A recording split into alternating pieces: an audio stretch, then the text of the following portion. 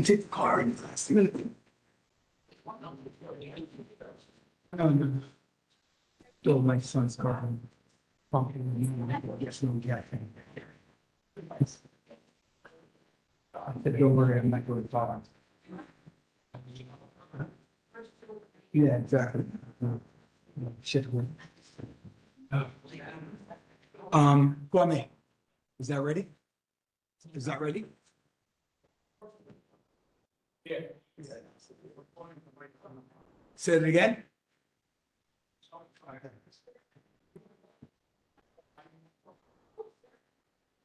You.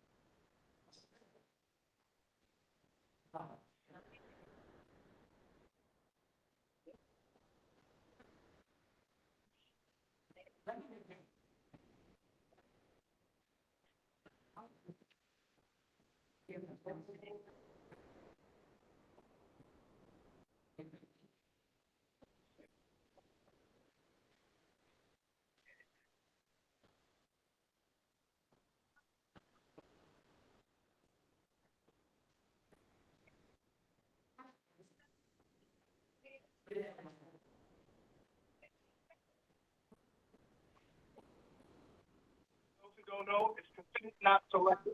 How do you want to supervise this? Really? So John looked that up and reached out to Like Rachel one? Bennington. No. He- Good evening. No. And loud.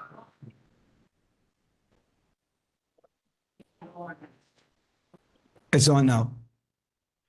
All right. Good evening, everyone. All right, Good we're going to evening. get started immediately. I'm hoping that today's meeting will be, everybody should be out of here in a very short period of time. So if we have our seat, we will get started. Star six to enter.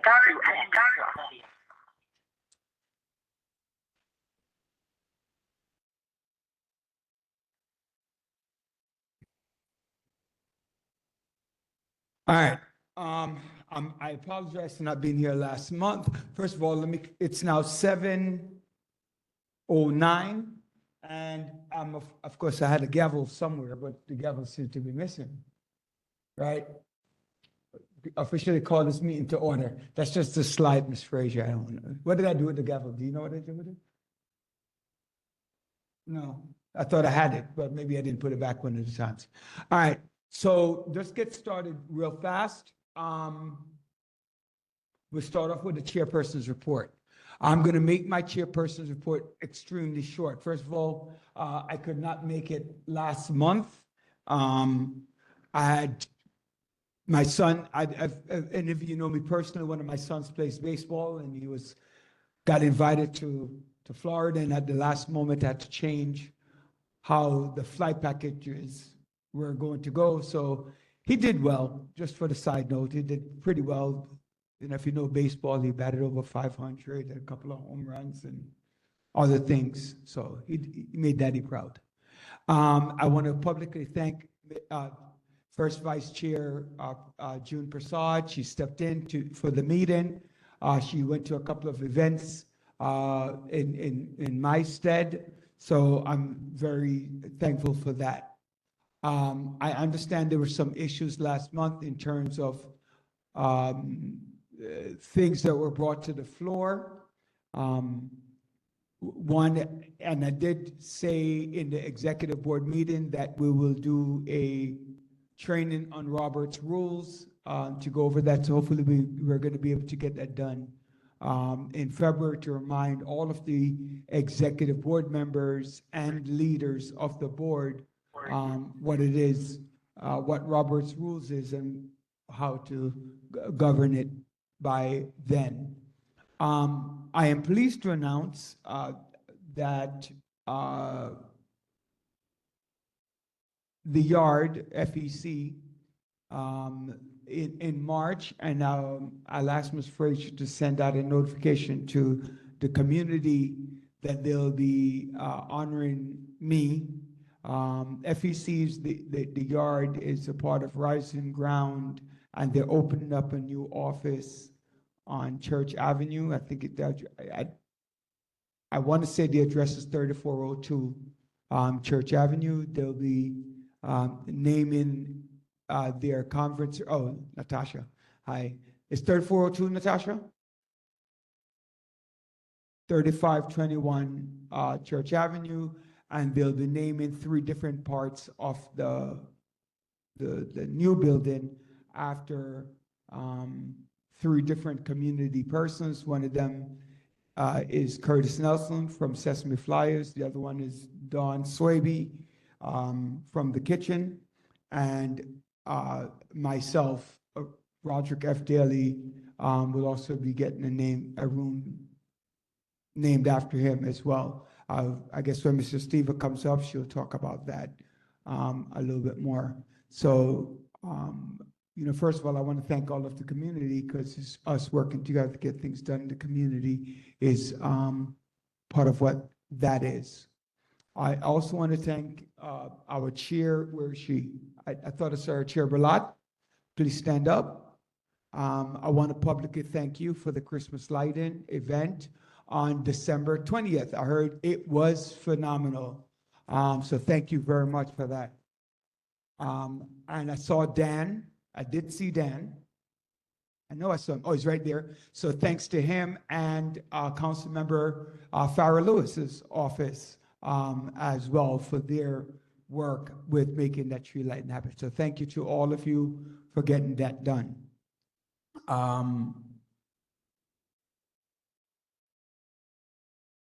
I know that many of you have received some letters at home on some personal matters. The board will deal with that at a later session. It will not be something that we'll be addressing tonight. Okay? And that's all I have to say about that.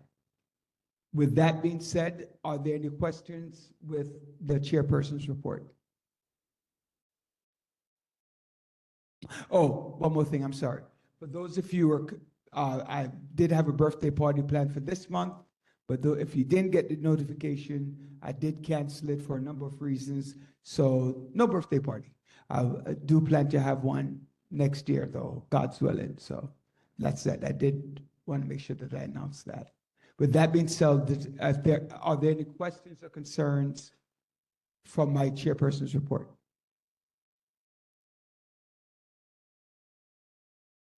Seeing none, please bring up the district manager for her report.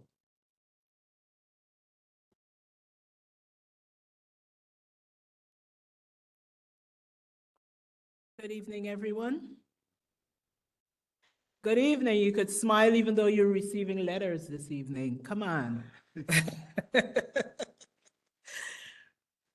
Okay, so thank you all for taking time out of your busy schedule to be here.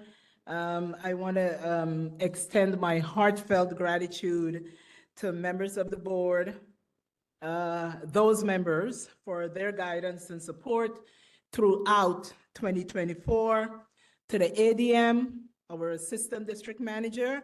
Thank you for her unwavering dedication to our community and to our community partners. I want to say thank you for your trust and collaboration during last year. 2024 has marked some significant milestones, achievements, despite the many challenges that the board continues to have. We will remain professional and we will continue to do the work of the board. I would like to thank our former board member, Ms. Tamara Thomas, for her input as it pertains to getting our website up and running. Both she and I worked diligently on setting up the site, and with the hiring of our ADM, she continues to update and maintain the site. I also just recently reached out to the Office of Technology and Information to schedule a content accessibility training for both the ADM and I. And we want to be able to continue to enhance the site and make it more appealing and to include more information and resources for the board. So those are some of the things that we've been doing. We have also worked very hard in 2024 to bring our office back to a place where it can be in a place that can accommodate our visitors when they step through the doors. So a welcoming office to our community residents and our community partners. We've worked very hard over the year to get it to the place that it's at right now. I want to encourage you to continue calling your complaints in to 311. Very important. We need that statistics. Just on a monthly basis, I try to get into the 311 system to see, just to get an idea of where most of the calls are coming from and what kind of calls are being called in from our community. And HPD has the highest number, then NYPD, DSNY, DOT, DEP, and the list goes on and on. But in the zip codes that falls within our district, 11203 had the most calls last month, then 11226, followed by 11212, then 11210, and 11236. So it's good for us to have that statistics because when we are preparing our capital and expense budget, it gives us an idea of what some of the complaints are from our district, and the budget chair and the budget team could look at the type of complaints, the type of resources, the kind of services that are being asked and the complaints that are called in, and we could use that to get the resources that's very important for our community. Last night, I was really delighted to sit on the Housing and Black Association meeting. I really had an opportunity to emphasize the need for association and the importance of Black associations. I am an advocate for Black associations. I've been doing this for over 30 years. And there's been a lot of conversations on how we can continue. There's been a decrease in association, and as I've said before, the decrease is because most of the Black presidents have aged out, and we have to come up with a plan, with strategic plans, and be proactive on how we can engage the younger generation and getting them involved in Black associations and have a voice. I also understand the importance of CB 17 representing the board at some of, tabling events that are throughout the community. Most of the tabling events are held on Saturdays. And that's something that I did with my time, on my time, without a salary over the years. We are going to make sure that whenever we have a new hire, that Saturday will be part of their schedule so that tabling can be covered when the office is closed officially. So those are some of the things that we're looking at. Myself and the Black Association president, we have some plans. We're talking about workshops, getting, taking it around the community and doing some more things to engage. And if you have any ideas, please feel free to share it with us. And these are the kind of positive things that we would like to see done on the board, and not to always come here on a monthly basis and the back and forth. We want to engage our community residents. Please call us at the office, share your ideas. I shared with the chair last night, it's time for us to get our elected officials at some of our committee meetings and let them talk about legislation. Let's find out some of the bills that they're writing. I think it's important. Month after month, we hear complaints, sanitation. We hear complaints about noise. HPD is not doing their job. Let us have our elected officials who represents us and bring those issues to their ears. And we'll find out exactly what they're doing. So it's important that we do that. And in closing, as I've said before, please let's be proactive to engage and empower the residents of our community. As we move forward into the new year, I am confident that the board is well positioned to achieve greater success with the unwavering support of those members who are proactive, who are positive, who wants to see betterment for this community. I am a strong believer that we can do it. So thank you all for being here this evening. And if you have any questions, I am more than willing to answer. All right, I do have one because a number of things have come up, and I just want, you didn't talk about it today. Can you tell the board why we haven't hired a community associate yet? You did talk about how many applicants we had and what you. So far, a matter of fact, we did receive one more application today. So we only received what? Excuse me, I'm still recovering from a cold, I'm sorry. That's okay. We received one more application today. Oh, we did receive another one. Only one, yes, today. Okay. So it's something that we're working on. But Mr. Chair, I still believe that we need to reach out to Borough Hall in terms of the posting and the length that it has been there. So there are some things that we're going to be looking at. I did make a note of that on my things to do list today. And you said something else that I need to address? No, that's it. I was just letting the public know They that, can go on the website. yeah, that one, that I am going to send it out to the general public. Some of you received my text messages, so you received that one as well. If you know somebody who's interested in applying for the community associate position, please do let the board know, let them submit the application there's a link online. And so they could apply for that. Question. Good evening, Mr. Chair. Thank you. It's been the norm to post job postings on the city's website, so it's publicly disseminated. What reason has there been for only so far, when I last asked, to put it only on the board's website where there's very little traffic to actually see the posting? So I know, Mr. Chair, I'll answer. Yeah. I will send you the email that I forward to DCAS.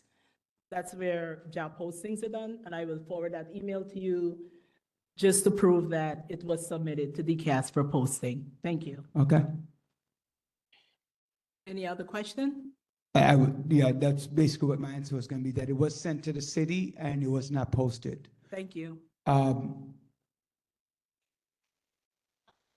Answer was, I'm not going to discuss it. That's what I was told, and it was only posted on the board's website. So just for clarification, I'm not going to discuss it. That's what I was told, and it was posted only on the board's website. So thank you very much for subsequently sending it where it really should be posted. Thank you very much. Thank you.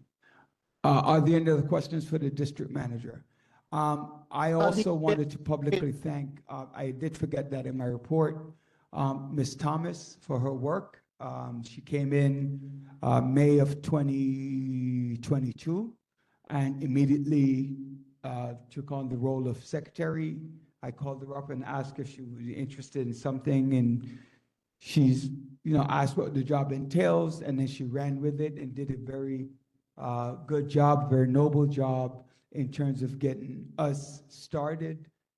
Especially with the website, we were trying to work out some emails, which was still didn't get as it relates to the board. I think by next year, we're going to try to find a new method in terms of getting the emails done.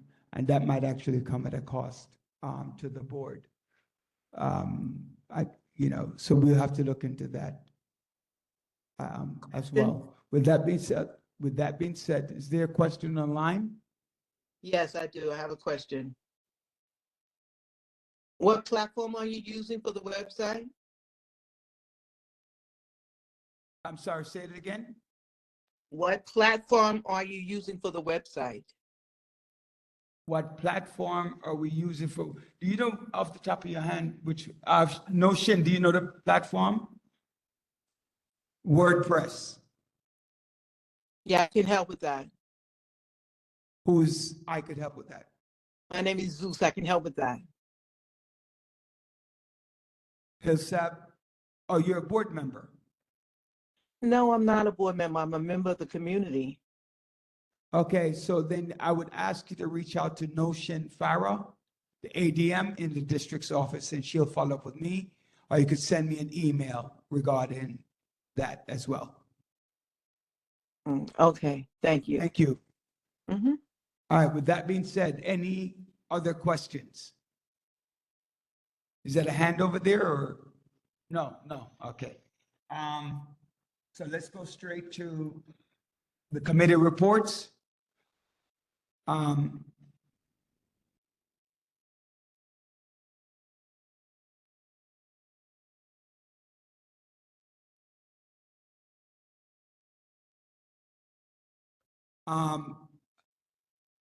Without just quickly, please don't come up if you don't have anything to say, just say you yield the floor. There was a document in the back, it has Parks and Beautification,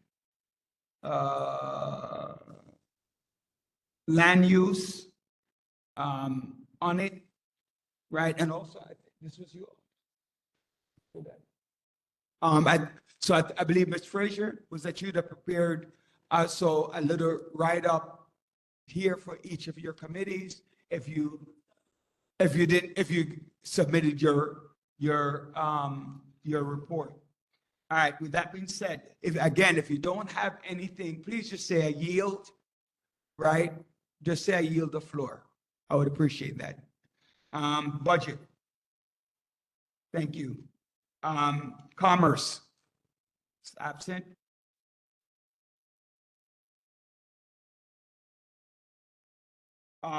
Gail Grandison, Education and Youth. Okay, she's not here. I know she's out sick. She's been in and out of the hospital over the last couple of weeks. That has been shared with board members. Do reach out to her, say hello, to check in on her. I think she might actually be, is she online? Can you check for me, Chair Frey? I know she said she might try to get online. Just to know that we have the youth happening coming up in August. And so we're still looking for partners for the youth happening. I know Natasha, yeah, I'm counting on you again. This time we want some book bags, right? So reach out, get some book bags, just put you on the spot. And any other members of the community, our elected officials played a big part in the youth happening in the past. And I must say that the only two, I want to say only two, I could be wrong, maybe a third, but I'm going to say the only two last year were Councilmember Farah Lewis. Again, we're shared by, I think, 4 council members. Only Councilmember Farah Lewis, I know that factually. I think in the past, Councilmember Rita Joseph has done something. And we also had State Assembly person, Monique Chandler Waterman. Our chair can correct me on that, but I remember those two very specifically. So our other council members, State Senate and State Assembly, you need to step up. I know that State Senator Roxanne Prasad has been very active within our community as well. So even if she might not have been there for the youth happening, she has been there for a number of our other events to support. So if you know I'm wrong, I want you to correct me now. Correct me now. Oh, hi, council member. I'm referencing last August's youth happening. No, I said that you have done it in the past. I did say that. I very clearly said that.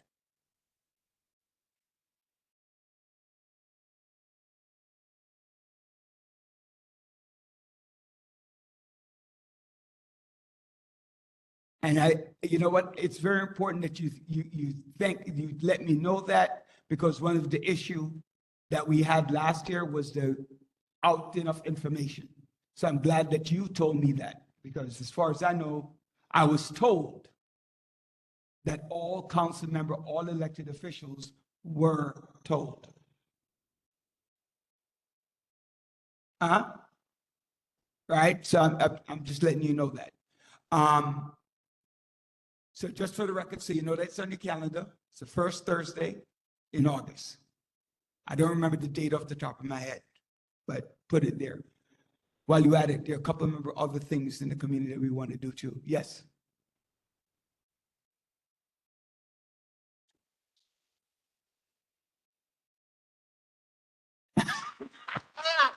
I'm glad I said something.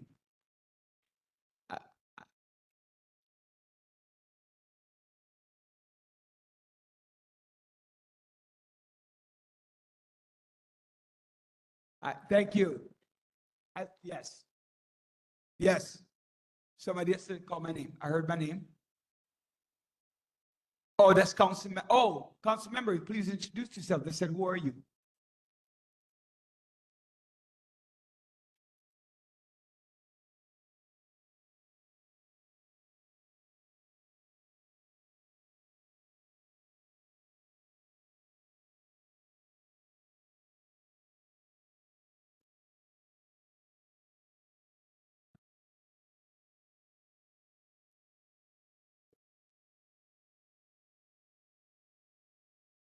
All right. Thank you, council member Rita Joseph. All right, let's move on. Land use, there was a report on the back. Do you have any? I saw it. You yield your time. Please, again, if you did not collect this, it looks like this. It's in the back. All right. Parks and beautification. Thank you. Public safety. Not present.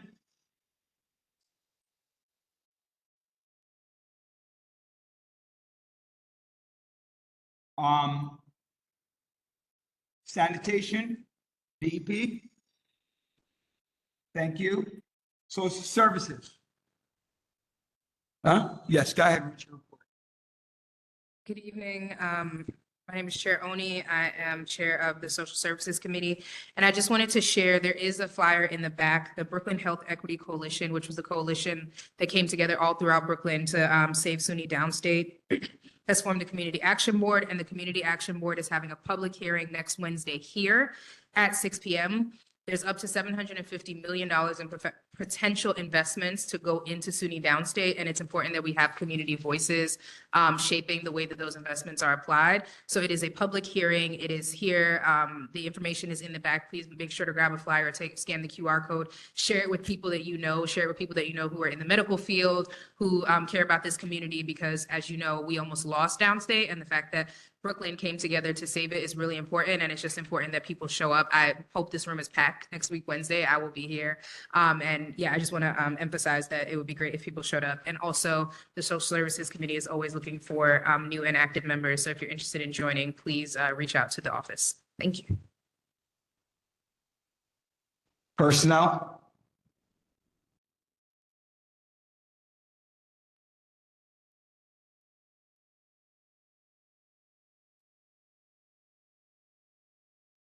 Good evening, everyone.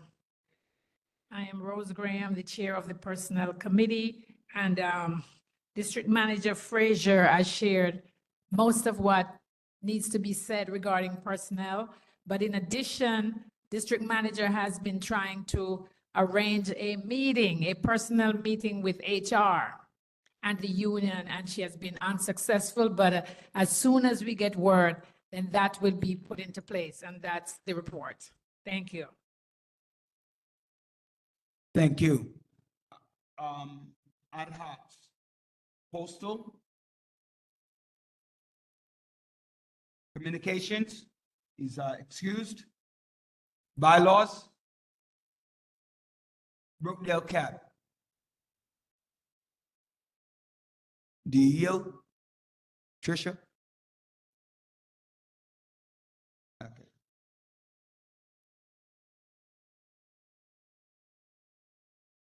Sure, go ahead.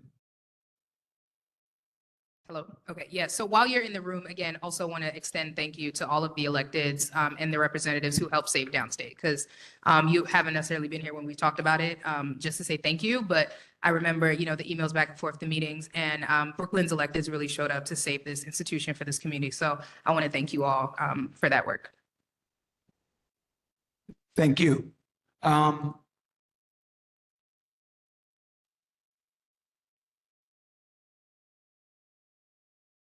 Agency report. Agency report. Step forward. Your board member also. Dr. Renaud, that's you? So you have to do it during board member report. Oh, I skip housing? Talk to his healed. I'm sorry, not yet with agency, housing. Hold on, one second, member Bellin. Let she finish her statement, so that you see what she's saying. Go ahead. The housing report is in the back. Thank you. Member Bellin.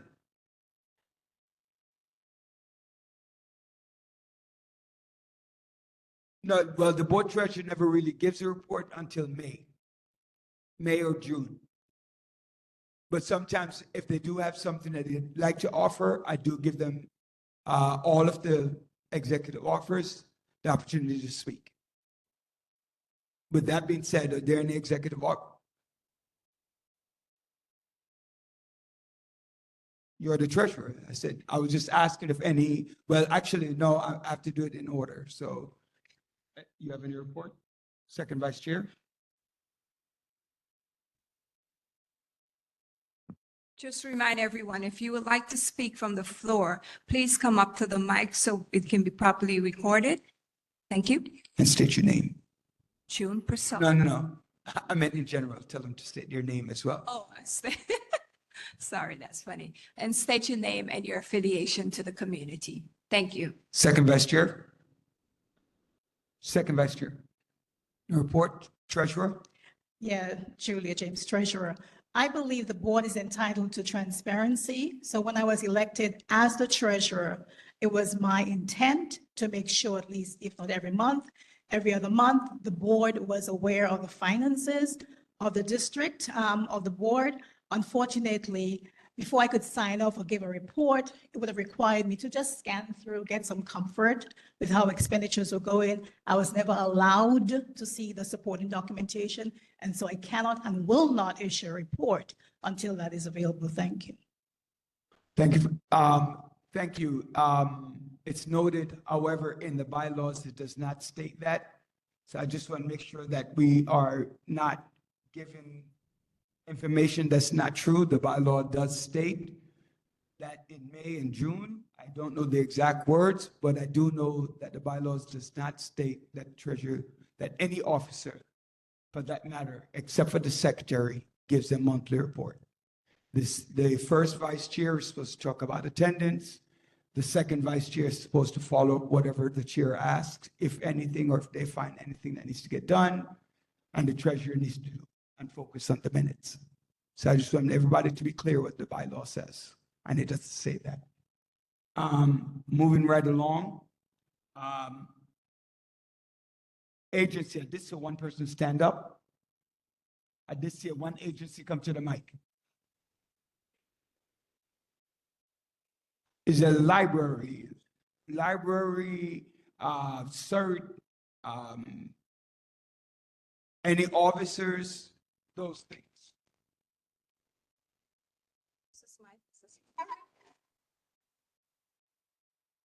Good evening, everyone. Happy New Year. I saw someone sign before me, so I was trying to. That one? Also, please state your name, affiliation, and agency. Yeah. That one? Take that? Yeah, I saw someone before me, so I was trying to defer. My name is Taina Evans. I work at Brooklyn Public Library. I'm a regional director. Thank you so much, Chair. Thank you, District Manager. Thank you, Councilmember Rita Joseph over there. But I bring you, I want to say Happy New Year. I also want to say Happy Founders Day to anyone who's in the Greek affiliation. Alma, I see you. And Sister Greek over here. I do have a couple of announcements on Brooklyn Public Library before I share a big announcement that's going to benefit the community members of CB 17. But I want to give us a look back of 2024. In 2024, the Library Culture Pass program celebrated 100,000 reservations. If you don't know, Culture Pass allows you to use your library card to visit museums and other institutions, historical sites, and performance venues. We launched Browse the Branches last February. We asked New Yorkers to friendly compete to all 62 locations. Yes, we have 62 locations in Brooklyn. And January 21, 2022, the Clarendon Library closed down for HVACs. And due to the valiant effort of our City Council member, Farah Lewis, for pushing DDC to expedite the process, because believe it or not, the pandemic definitely had some delays. And we came to the board to kind of discuss with you all the delays that have happened with the Clarendon Library. But in the same month, we are very happy, and I'm standing here with my colleague, the branch manager of the Clarendon Library. We're very happy to welcome you all back to the community in 2 weeks, actually, January 27th. So please remember this address, 2035 Nostrand Avenue, Brooklyn, New York, 11210, between Farragut and Glenwood. And I'm going to turn it over to my colleague to tell you all the things that we have wrapped. My name is Sarah Demian, and I'm very happy to be here this evening. We have been waiting a while, and the building looks wonderful. We're still working on a couple things, but we're getting bookshelves, we're getting everything ready for the 27th. So on the 27th, the doors are going to open at 11. We are going to provide food, snacks. We are going to have a performer starting at noon. We invited a class to come see the performer, but the performer is both for children and adults. So then we're also going to have a steel pan drummer for most of the day. And we are going to continue activities for the children throughout the day. And we'll be welcoming members of the community in from 11 o'clock on. So we look really very forward to seeing everybody, and we're very excited. Thank you. I also want to add that there was a push with our Assembly member, Rodney Bichat, and also Senator Parker to get things moving. But again, it was spearheaded by Councilmember Farah Lewis. And I do want to add that this is your library. So you not only are we telling you that the library is opening, but we're welcoming you back to it. So reach out to Sarah if you have a program that you want to see.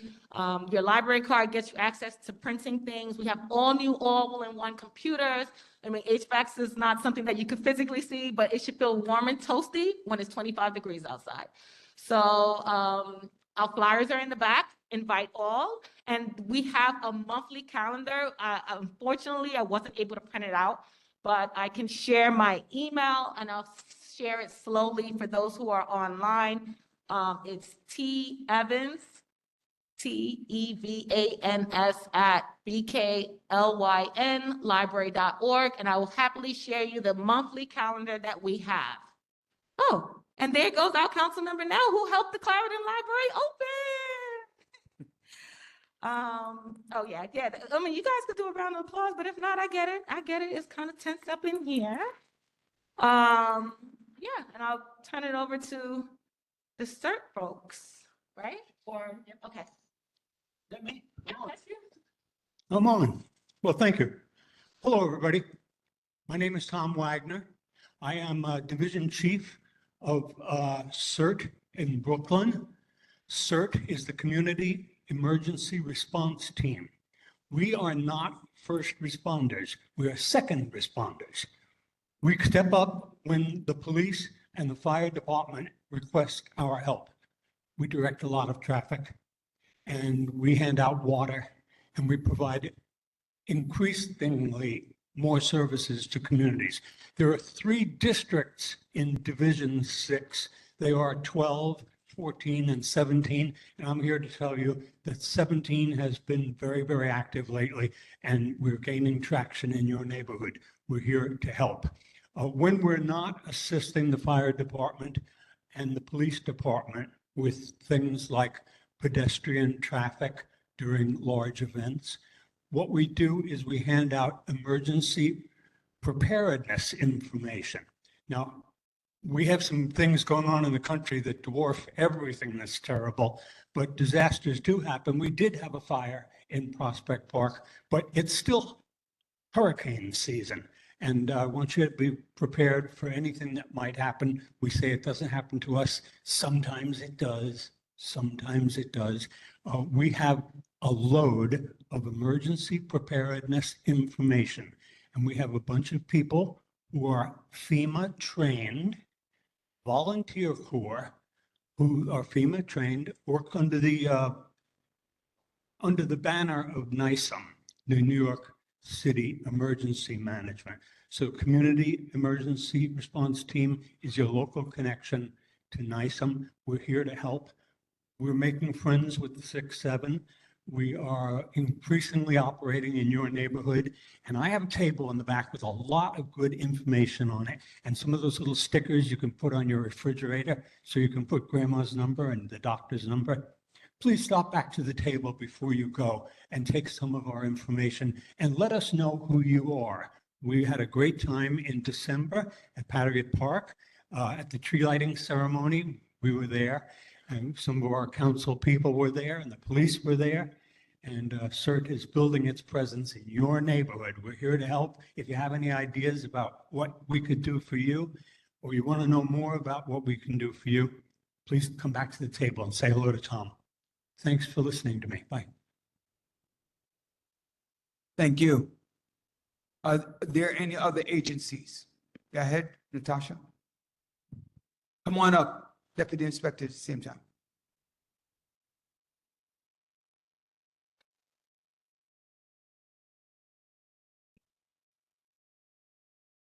Good evening. How are you? Hi, everybody on Zoom or on WebEx and in person. I am Natasha Estiva, the director for the new East Flatbush Family Enrichment Center, also known as the Yard.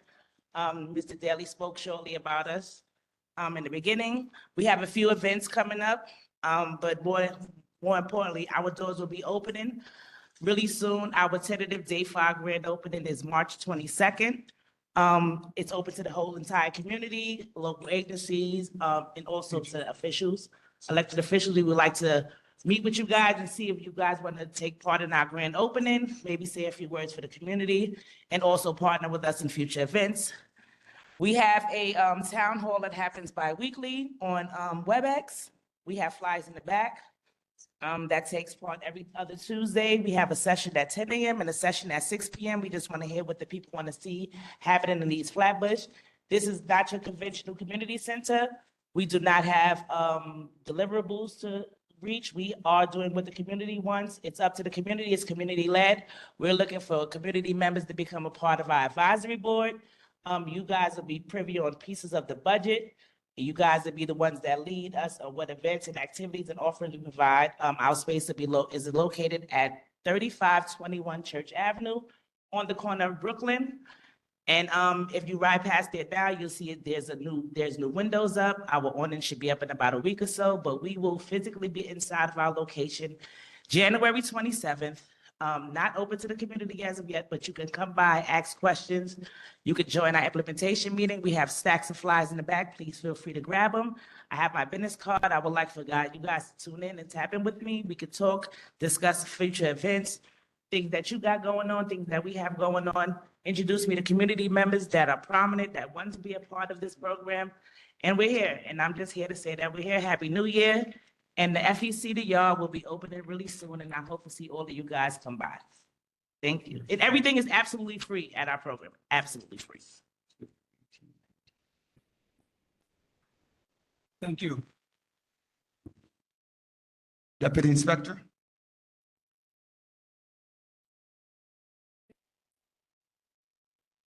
The microphone, or is this good? Other one? The mic is better, yeah. Okay, all right. Just wondering why that was down. All right, can everyone hear me on this one? Yeah? No? No, the other one's better, right? This one, no? Okay, all right. All right, good evening, everyone. All right, I'll back up from that so it's not too loud. I'll just give you a recap on where we ended the year for the precinct, 67th precinct for 2024, and where the year is kind of starting out now that we're a few weeks into it. So for 2024, we predominantly track like the top 7 major crime index crimes. So that's your homicides, robberies, felony assaults, burglaries, rape, grand larcenies, and your GLAs, which are your stolen vehicles. So overall for the year in 2024, we saw an increase in crime, about a 3.8% increase in crime. However, when you take a look at the overall in each individual index crime, we saw an increase in 2 separate categories. It's what I've mentioned each time that I've come throughout the year. We had an increase in rape, about 44 versus 41. That might be attributed to a change in the way that rapes are now reported. They changed some of the crime categories, some of the crime classifications within the penal law, and those now fall under rape. So whether or not that was actually an increase or a decrease, I couldn't say without doing a much deeper analysis on it. But I would see that as a trend going into this year, because again, those were things that were being recorded under other penal law codes. The second crime category that we saw an increase in was in felony assaults, a very large increase. It was a 28% increase in felony assaults. About half of those are attributed to domestic violence crimes. We saw historic reporting this year in domestic violence crimes. That was not just limited to the 67th precinct. That's actually a citywide and a nationwide trend where felony assaults and domestic violence crimes saw an overall increase. When you take a look at our violent crime for 2024, we actually had the lowest number of shooting incidents since we started keeping that data. So 1994 is the start of our CompStat data. This was the lowest year we had with 28 shooting incidents, obviously being a decrease from the prior year, but also over the previous 30 years. Homicides, we also saw a decrease of about 40%. We recorded 10 homicides last year compared to 17 the prior year. And for shots fired incidents, which are when basically a gun goes off but nobody is struck, we also saw a 25% reduction in shots fired incidents. So we were trending for 2024 in the right direction with regard to violent crime. Again, for 2024, you look at some of the quality of life issues. When it came to firearms, we took 146 illegally possessed firearms off of the street. And when you go to cars, and I know that that's always a hot topic, no matter how many cars we seem to tow, more derelict cars seem to pop up along the neighborhood. But our NCOs and various tow operations they did throughout the year, coming out with sanitation and our local tow operations, they had towed 302 abandoned vehicles. Obviously, that's something, like I said, that's a month-to-month and day-to-day issue within the precinct and something that our neighborhood coordination officers will continue to focus on in 2025. Now, going into the start of this year, we're still partially with 2024 data because we take a look at a 28-day period. We are up in 2 categories, and one of these incidents is what I'll get into because I do know it would be topical. It was a broad daylight incident. Again, we're seeing an increase in felony assaults. We recorded 54 versus 48 for the past month, and we are up in homicides. We have 1 homicide so far for the year that happened this past Sunday. Overall, for the precinct, though, we've seen over 20% reduction in crime over the past month. So hopefully that's a trend that we'll see in the coming year. Like I said, we have recorded 1 homicide already for this year. For those of you that might have been out and about this past weekend on Sunday afternoon on Church and Utica, we had a dollar van driver that was shot and killed. He was parked alongside the road. Another dollar van pulled up alongside the car. And unfortunately, he was, like I said, he was shot. It's still under investigation. Obviously, this is a very concerning situation because it is out in the street, middle of the day, no concern for public safety whatsoever. However, we do believe that this is an isolated incident. This is most likely where these 2 individuals are known to each other. There probably was something that unfortunately was brewing over the last few weeks or maybe months. So that is something that the detective squad is still investigating. We don't have them identified yet, but they are working video and working to track down the other vehicle. You'll also see that there's an increase in dollar van enforcement along the corridors where you would typically find your dollar vans. So that's not just from the 67th precinct, that's also from our citywide traffic task force. So they'll be out there doing enforcement. Obviously, a lot of these vans are not legally operated. Even when you take out how they pick up people, I know that this is a manner of getting around and always has been and likely always will be. I don't think I'm chasing dollar vans out of the 67th precinct right now. But there's an intelligence value to doing some of this enforcement and hopefully getting some of the Dollar Vans to start complying with some of the registration rules and whatnot, and even licensing, because a lot of them do not have legal licenses to drive within New York City. I'll just open up the floor to any questions if anyone has. I have a question. Step to the mic and ask questions. Again, I'm taking about 4 questions, so Make them good. popcorn, if you have questions, please come up to the Okay. mic. 4 I have a, questions. State your name first. I have a question on Zoom. I'm Kadiatu Odrago. I'm a board member. Question, do you guys have any type of data on the legal smoke shops and if you guys have any closed some or not? So the sheriff's office is the one that has jurisdiction over it. The sheriff's office for a while did have a task force with the NYPD, and they were going around the neighborhood and they were doing various inspections. And it was all done by the sheriff's department, because you can't just target specific locations that you know are issues. They have to go in order and basically visit everybody. I typically do have that. I told them, don't put it in my packet today. If I was going to guess, it was probably around 22, maybe? 22, okay. So 22 throughout the year. So when the sheriffs go out and they do, it may or may not be a closure. Sometimes it goes in, it's a full closure. Sometimes it's a summons, and you'll go up to them and you'll see that summons gets taped on the front door. That eventually does come with another inspection.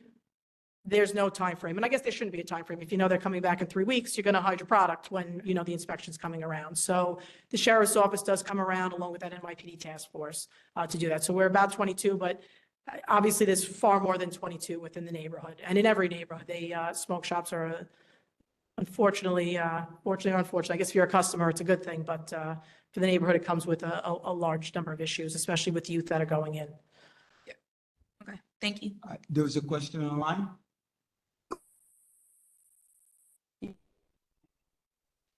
May I? Please identify yourself. Yes, my name is Zeus. I wanted to find out that, I'm sorry, what is your name? my name is Zeus. Please state your full name for the record. Zeus Walton. Pardon me? Asking why I'm sorry, we didn't hear you. You're breaking up wherever you are. Why is it that I cannot reach the 6-7 precinct through the regular landline? No desk sergeant. And when I do get through and leave a message for community affairs, no one is back to me for over a year. Why is also, I have been experiencing bullying and harassment on my believe I am entitled to help and assistance from the 6-7 precinct that has jurisdiction over my block on Rockaway Parkway. What to do? So I'll pass and mute. Have you been calling for an entire year and you didn't get a response?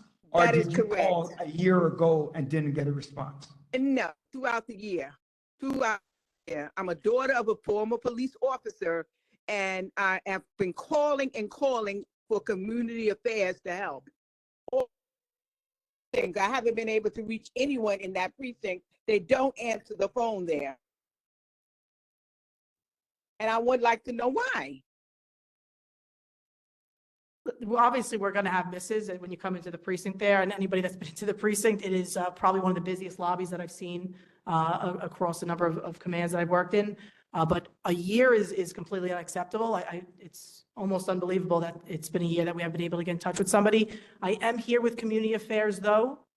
I don't know if you're comfortable giving me your information. Obviously, you're on an open forum, so I don't know if that's something you want to pass along to Put the my number community in the board once chat. you're I offline. can give you my number.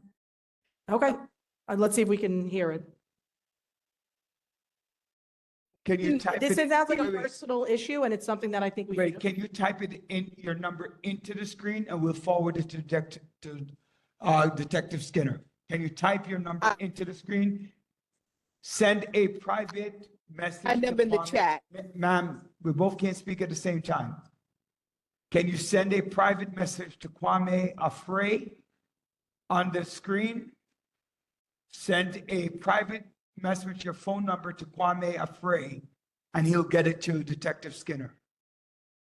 Okay, thank you. Sure. Yeah, I'll you'll do get a that. personal follow-up immediately after we get the phone Okay, I number. appreciate that. Okay, All right, thank All right, you. thank you. for your service. Chair Thanks for your Westcott. service. Thank you. The name is Westcott.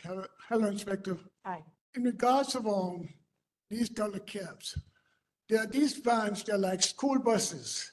They actually drive in the bus lanes. What can be done about it? Because a lot of times they just cut people off and just keep on going. What can be done about it?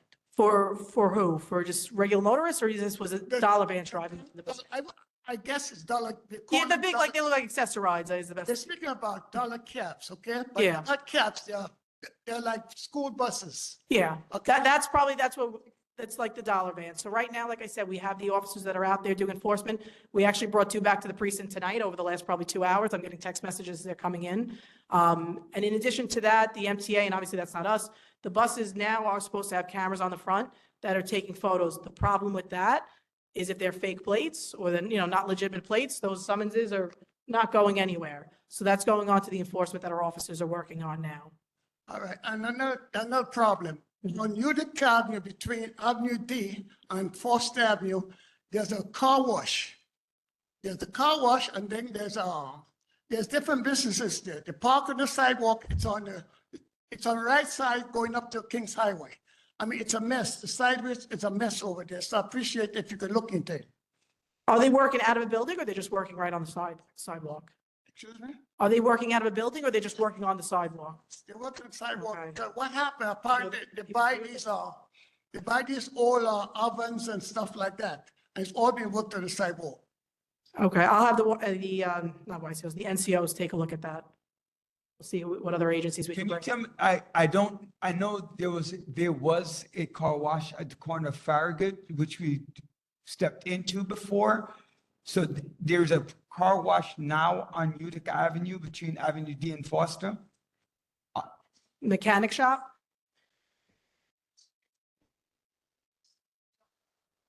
Oh, it's a detail shop.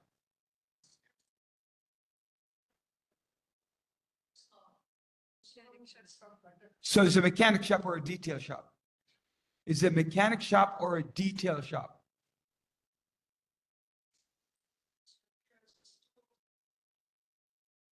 Okay, all right. Are they like derelict cars that are out there, like that are being worked on? Are they like car parts and stuff? Okay. All right, I'll have them take a look and see, because that might be consumer affairs if it's going to be a car wash, but I'll see what we can do and what agencies we could bring in. All right, thank you. Any other questions, please see the deputy inspector in the back, and we'll move from there. All right, thank you all. Thank you. We're going to move to legislative report. We have our council member Joseph was here first, so she gets the floor first. Councilmember Joseph, followed by Councilmember Lewis. She's still here, Councilmember Lewis? Yes. Yes, she is.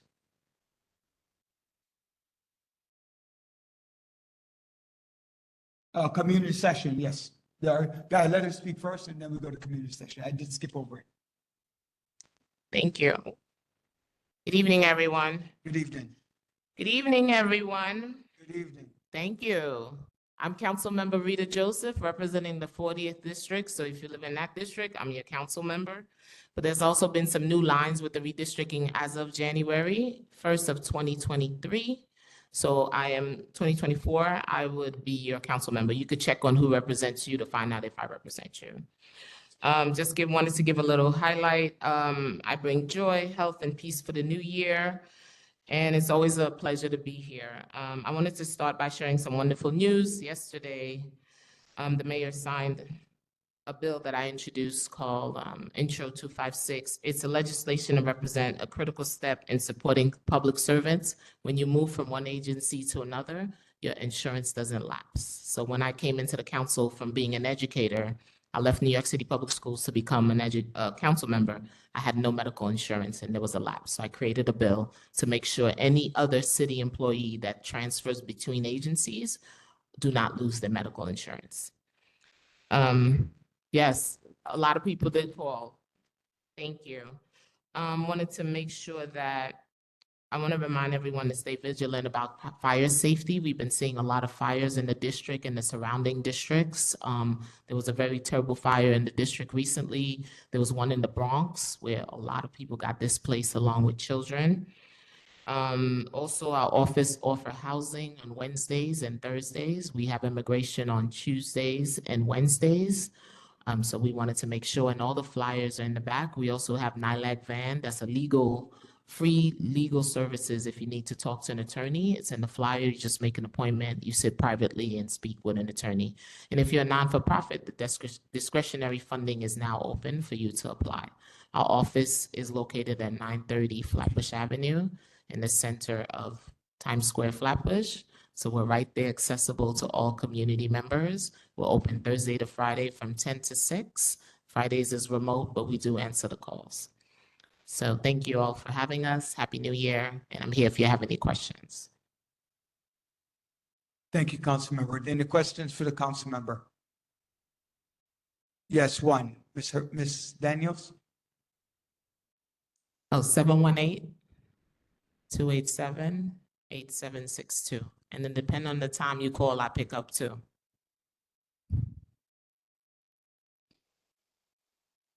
All right. Thank you, Councilmember. Thank you. Ms. Goodrich, I skipped over community session. Anybody else? I know I said Councilmember Lewis after that, so Councilmember Lewis is gonna come up since I did call your name. And anybody else from community session, please do come up as well. Yes, so join that line after Councilmember Lewis. All right, good evening, everyone. Happy New Year. My name is Alicia Goodrich, and I am the AVP of Government and Community Relations here at SUNY Downstate Health Sciences University. Good to see everyone. Thank you for being in this house. We are a public and state building, so our home is your home. And I'm happy to see all the elected officials. Good to see the board. Thank you, sister, for announcing that. You'll hear more about the hearing that's going to happen here next week. But while we are in the fight to remain open and keep services going here at Downstate, we also were granted a federal grant last year of $1.9 million to open a birthing center. So in that time, then give that a hand, because maternal health is a big issue. As being a mother and understanding some of the things that I went through, it is necessary that we get this.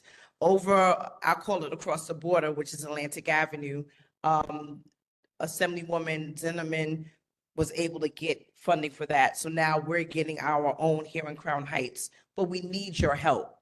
And how that will work is we have this survey that we should fill out. It's 5 minutes. The more people we get, the better outcome.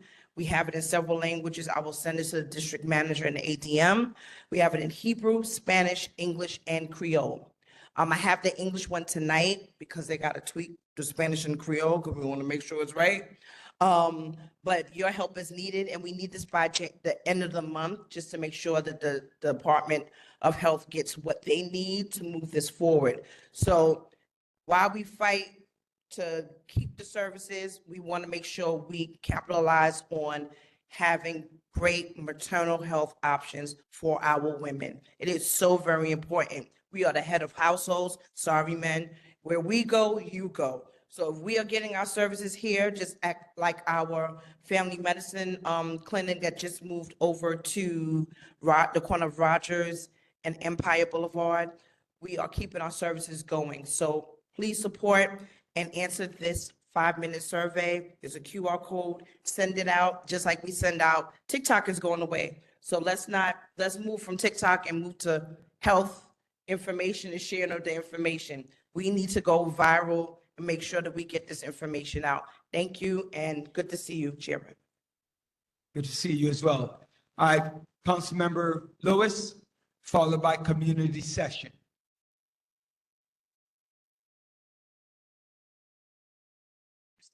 No, it's the community session, but it's. Good evening, everyone. Happy New Year. I think this is the last week we can say that, right? Happy New Year, everybody. I'm Councilmember Farrah Lewis, representing Council District 45. Good, step back. And all that.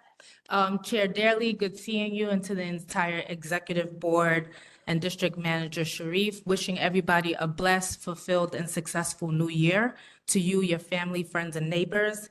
I also wanted to just quickly acknowledge a recent violent incident that happened in the district at Tilden High School yesterday. You probably heard about a shooting, and Deputy Inspector Kozak mentioned it as well. I think she's still here.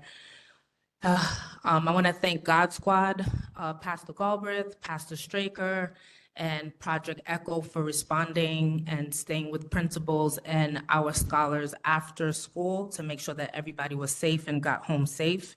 And we had another shooting on Utica Avenue outside of my district, but we continue to see persistent issues of gun violence in our district, and this is something that we are trying to tackle. So I'm hoping by the next community board meeting, Mayor Adams will have some information to provide to us to talk about resources that we could give to nonprofit organizations within our confines to further support combating gun violence. But on a brighter note, I want to thank Brooklyn Public Library, who was here right there. I want to thank you in particular for your support. I know we were very annoying and a bit aggressive, but when we got news that our Clarendon Library would be pushed back a couple more months from reopening, myself and my team, and I want to thank Daniel that's here as well for an aggressive push to make sure that the library can open earlier. So we are happy to announce that it's going to open on January 27th, and we look forward to everybody coming to the grand opening. And this library is both educational and community space, so we look forward to providing MWBE workshops and a myriad of programs at Clarendon Library. So I want to thank BPL, DDC, and every other agency we annoyed throughout the holidays to make sure that they showed up to work to get this open by January. So that was our gift to everybody. So we're really happy to see that moving forward. Also quickly, just wanted to share some events we have coming up. We have 2 legal service workshops. We know that there's going to be a transition in leadership on the federal level on January 20th. So we want to prepare constituents in our district that are not documented for what's to come next. It's a conversation that comes up very often. So we're hosting 2 legal service clinics, and we have the information in the back. Discretionary funding workshops are available now as of next week. So if you're interested, you have a nonprofit organization, or you just want to learn about the discretionary process, we have flyers in the back for workshops that are coming up. The workshops are going to be happening throughout January and up until February. The application deadline is February 19th. Do not apply on February 19th. The application takes about 2 to 3 days to complete. So if you try to apply on February 19th, you're going to run into a lot of trouble. So I want to encourage everyone, apply now, and take your time to make sure you get all the documents that you need. We also have a reparations workshop that we're hosting with Public Advocate Jamani Williams and Councilmember Williams as well at Brooklyn Public Library. The information is in the back. We hope that you could come by and join us for the conversation on reparations. This is a bill that myself, Public Advocate Williams, and Councilmember Williams got passed in the City Council last fall. So we hope that we could continue that conversation with you all and keep you aware of what we're working on with the Mayor's Office regarding reparations. 2025 is going to be a fantastic year for this community board. You will officially have your first recreation center ever. This was the hardest project for this district. But just know that the Shirley Chisholm Recreation Center is for you. It is your new home, and it will be available to you this summer. And it's going to be a fantastic year because there'll be an opportunity for you to get access to recreational services. The Bethany Senior Terraces, it's a affordable housing project that we got built here in the district. And I want to thank Senator Parker, the assembly members here as well, for supporting our efforts and my staff's efforts to make sure an application was provided to each senior in our district and the surrounding districts. So you're gonna start seeing some of our older adults moving into their first affordable housing units in our district. And we're very excited about this project and that people will now have access to housing. And we also have the community wellness workshops that we got $500,000 for at Flatbush Gardens, but it's open to the whole district, where we provide emotional health services, mental health services, yoga, acupuncture, name it, we have it, and it's available to you for free every weekend at Flatbush Gardens, at the Flatbush Gardens Community Center located at 1401 Brooklyn Avenue. And that is about it for our report. Oh, last thing, we got 2 bills that we introduced in the city council. One is in regards to contracting. And I particularly want to thank Kwame and Mr. Lewis from Community Board 17, who stayed with us to make sure that contractors were supported in our district and MWBEs were supported in our district. And yes, and Ms. James, who came to all the meetings. I apologize, I didn't see you, I'm sorry, and Ms. Jane. So we want to thank all of you for your support, Chair Daly, who met with us, and Mayor Adams to make sure as much MWBEs as possible got access to contracts in our district for the new recreation center. So we look forward to working with you all in 2025. It's going to be a fantastic year. Enjoy the rest of your meeting. God bless. Thank you. Are there any questions for the council member? Yes, Member Swaby. Council member, you have a question? My apologies. I'm sorry. Happy New Year.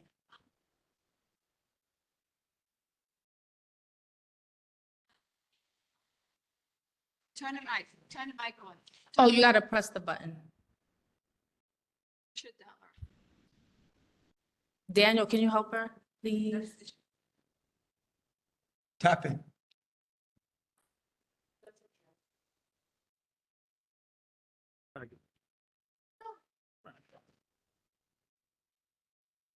Happy New Year. Happy New Year. As someone in your district, I've noticed that a lot of businesses in our district and other districts related, especially those that are Black-owned, Caribbean, have been closing down. Yes. And I just wonder how, as we as a community, can support initiatives to make sure there's a lot of them stay or like support them. Because I've noticed, Jen, when I'm taking the bus, that there's a lot of foreclosure signs. Yes. Things that have been open like 3 months ago, all of a sudden have closed down, and things that have been here for at least 10 years, all of a sudden have closed down. So I was wondering if there's any ways that the community can be informed of ways that we can support them, especially this weird year. Thank you for raising that concern. So we actually are scheduling a walkthrough with Commissioner Gross. She's the Commissioner for Small Business Services for the city. And this has been happening way before the pandemic because of the new bus lane going up Utica Avenue. I'm not sure which area you're speaking of in particular, but we noticed that on Nostrand Avenue, Utica Avenue, that we've had a surplus of small businesses closing down. So we are hosting a walkthrough with her. I don't know if you know, but we're also going to implement a bid on Utica Avenue. So we're currently engaging a steering committee. We've been working on it for the last couple of months with them. This is an opportunity for us to support small businesses. Having a bid brings resources in. But it is something that we're working with. We're also working with the landlords because we know that they are increasing rents. That's why they're leaving. They cannot afford the rents that they currently have. So let's say your lease was up in the last year or is about to come up. They somehow, some way price gouge our small businesses. So that is something that we're actively working on. We would love you to join us in our efforts. Daniel's there in the back. He has the blue tie on. Wave your hand. And we would love if you could join us in this effort. If you're passionate about small businesses, we would love to work with you. Thank you. Thank you. Thank you, everyone. All right. I know I did say that you would speak next. You could come on. The assembly member would not mind. Come on up, the gentleman.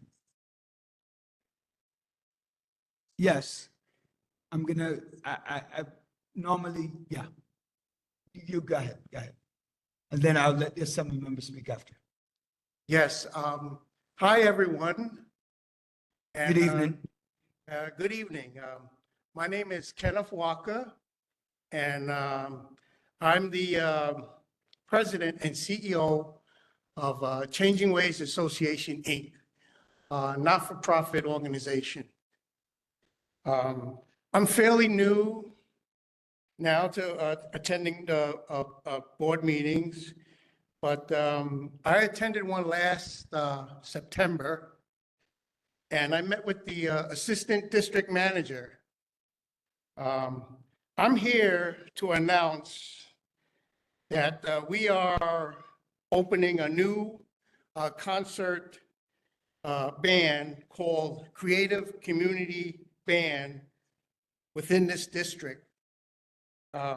Currently, we are in the process of looking to recruit an associate concert band conductor to run the music program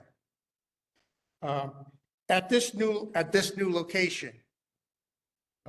If anyone is interested in the concert band conductor position, or knows someone within the community who may be interested in filling that position, I'll be giving out my business card after the meeting. And in the meantime, take care, and I look forward to seeing you all in the future again. Couple of questions. Any questions? Sure. I have a couple. Sure. One, what's the salary? Two, location. Well, And three, this is it full-time or part-time? Okay, this is a volunteer position, and I have an office over on Avenue I. But first, I'm looking to recruit a volunteer who's willing to run the music program. And then once I have the concert band who's willing to volunteer and run the program, then we'll see what the community board or with the city has a location where we can rehearse at. Because I understand that there's a new recreational center, the Shirley Chisholm, that's opening up over where Foster Park used to be. So that's what I'm looking at, and I'm looking for to recruit an associate concert band conductor. And I'll be giving out my business card at the end of the meeting if anyone is interested or knows, because this is a great opportunity to develop your music skills as a music conductor. Thank you. Yes, sir. Yes, Mr. Westcott. Any questions? No, I'm a not-for-profit The organization. age of the band. How old do you have to be to join the, it depends on, if they're minors, then they may need to have their parents' consent. But if they're adults, then they could come in and sign in and register on their own. All right, thank you. Assemblymember Monique Chandler Watermans. Wait, hold on, I'm only calling her up because she's the elected official. Community session. We're just going back to community session first. So anybody from the community session, please line up, followed by the legislative session. All right. Happy New Year. Thank you everyone for your birthday wishes. Thank you to the chair. Thank you to the community board. Thank you to district manager. Oh, can you hear me? And all the members. Is that better? I thank you to my amazing team. I have Dalton Robertson, who been around for 25 years as a district manager in Assembly District 58, and I have some task force members in the House. So I just want to give a couple of updates. As you know, we're in Albany. Your senators and your assembly members from, let me move back a little bit, from January to June. We started on January 8th. If you have any legislation that you would like to introduce, please speak to us. Call us 718-385-3336. Also, we had the State of the State by Governor Hochul. We will be talking about those priorities and what does that mean for us based on those priorities that was outlined yesterday by the governor. Our office, and as a member of the New York State Black, Puerto Rican, Hispanic, Asian Caucus, we are prioritizing and supporting the immediate closure of Marcy Correctional Facility and holding all correctional officers accountable, citing the murder of Robert Brooks and a history of brutality at these institutions and many like it. So this is systematic culture of abuse. As legislators, when we do speak on behalf of our constituents and the loved ones, they are getting retaliated against. And this is one that was caught on camera. So we are looking for changes and closure in that. We do understand that when someone do commit a crime, they do the time, but they should not be brutalized and murdered while they should be in these institutions. So we do have a bill that was actually introduced by my predecessor, Ambassador Nick Perry, Carriel's Law. It's a duty to intervene as officers if someone is being aggressive in their role as an officer. And if you do not, then you are held accountable as well. We're going to expand that to cover correctional officers and those in law enforcement. We unfortunately had about 3 shootings so far in this district. January 1st, we had a mass shooting of 10 or more youth being shot connected in Queens, but connected back to Brooklyn, and over 10 precincts affected. As a co-chair of the Anti-Gun Violence Subcommittee in the caucus, we called with the Office of Gun Violence Prevention in the state, we call a city, state, and federal call, connecting legislators to impacted precincts and activation on the ground with career violence crisis management groups. We're gonna continue those conversations to make sure that those victims are supported. Thank God no one was murdered. As you may, and also we had a shooting, a murder on Utica and Church Avenue. Our anti-violence groups activated with that as well. Unfortunately, a 25-year-old was killed. There's still investigation. We have our groups, Project Echo, God Squad, East Rockbridge Village Inc. on the ground. Myself, I also responded just to make sure the community members got support. And unfortunately, yesterday at 3 o'clock at Tilden campus, there was a shooting. Thank God no one was hit, but this was happening during dismissal. So we know we have an issue with gun violence, and we're doing all we can to mitigate that with resources and support on the state level. I did talk about the mass shooting bill we introduced. If 4 more being murdered or injured, require and activate federal dollars to help that particular area. We are pushing this as a priority for this year with our task force. And we also are, and I don't know if you're aware, the Office of White House Office of Gun Violence Prevention in this new administration will no longer exist. On the state level, myself and Senator Omari has put in a bill to preserve the intent of the New York State Office of Gun Violence, that no matter who is in charge, that office will stay intact and be able to support our groups on the ground. We also have a Vital Voice meeting that on January 18th, it's going to be at PS 398. We're going to have, it's right there by Rutland Plaza, Rutland Road and 93rd. IRS, the Department of IRS will be there. Department of Finance will be there to help homeowners and tenants and businesses with their taxes. So please come at 1 p.m. And I want to thank you all for reelecting me. I'm having a thank you swearing in, similar to what Ambassador Nick Perry used to do.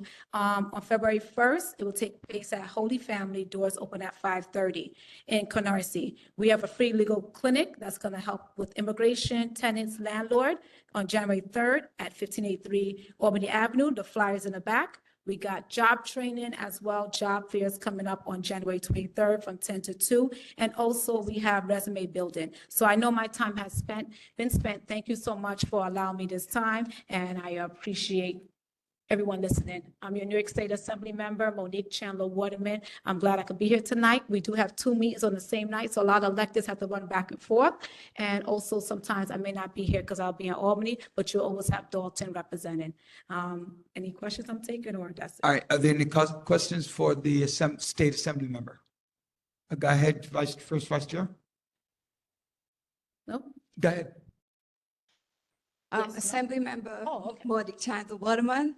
On behalf of Community Board 17, I'd like to extend birthday wishes, if it's belated, to you. Wishing you all the best for the new year and lots of love and everything. You guys can just give a hand, a round of applause or something. Thank you. It was yesterday, right? Yes, yesterday. Yeah, it was yesterday. Thank you. Thank you so much. Thank you. Okay, we're going back to community session. Community session. Going once? Community. Go ahead.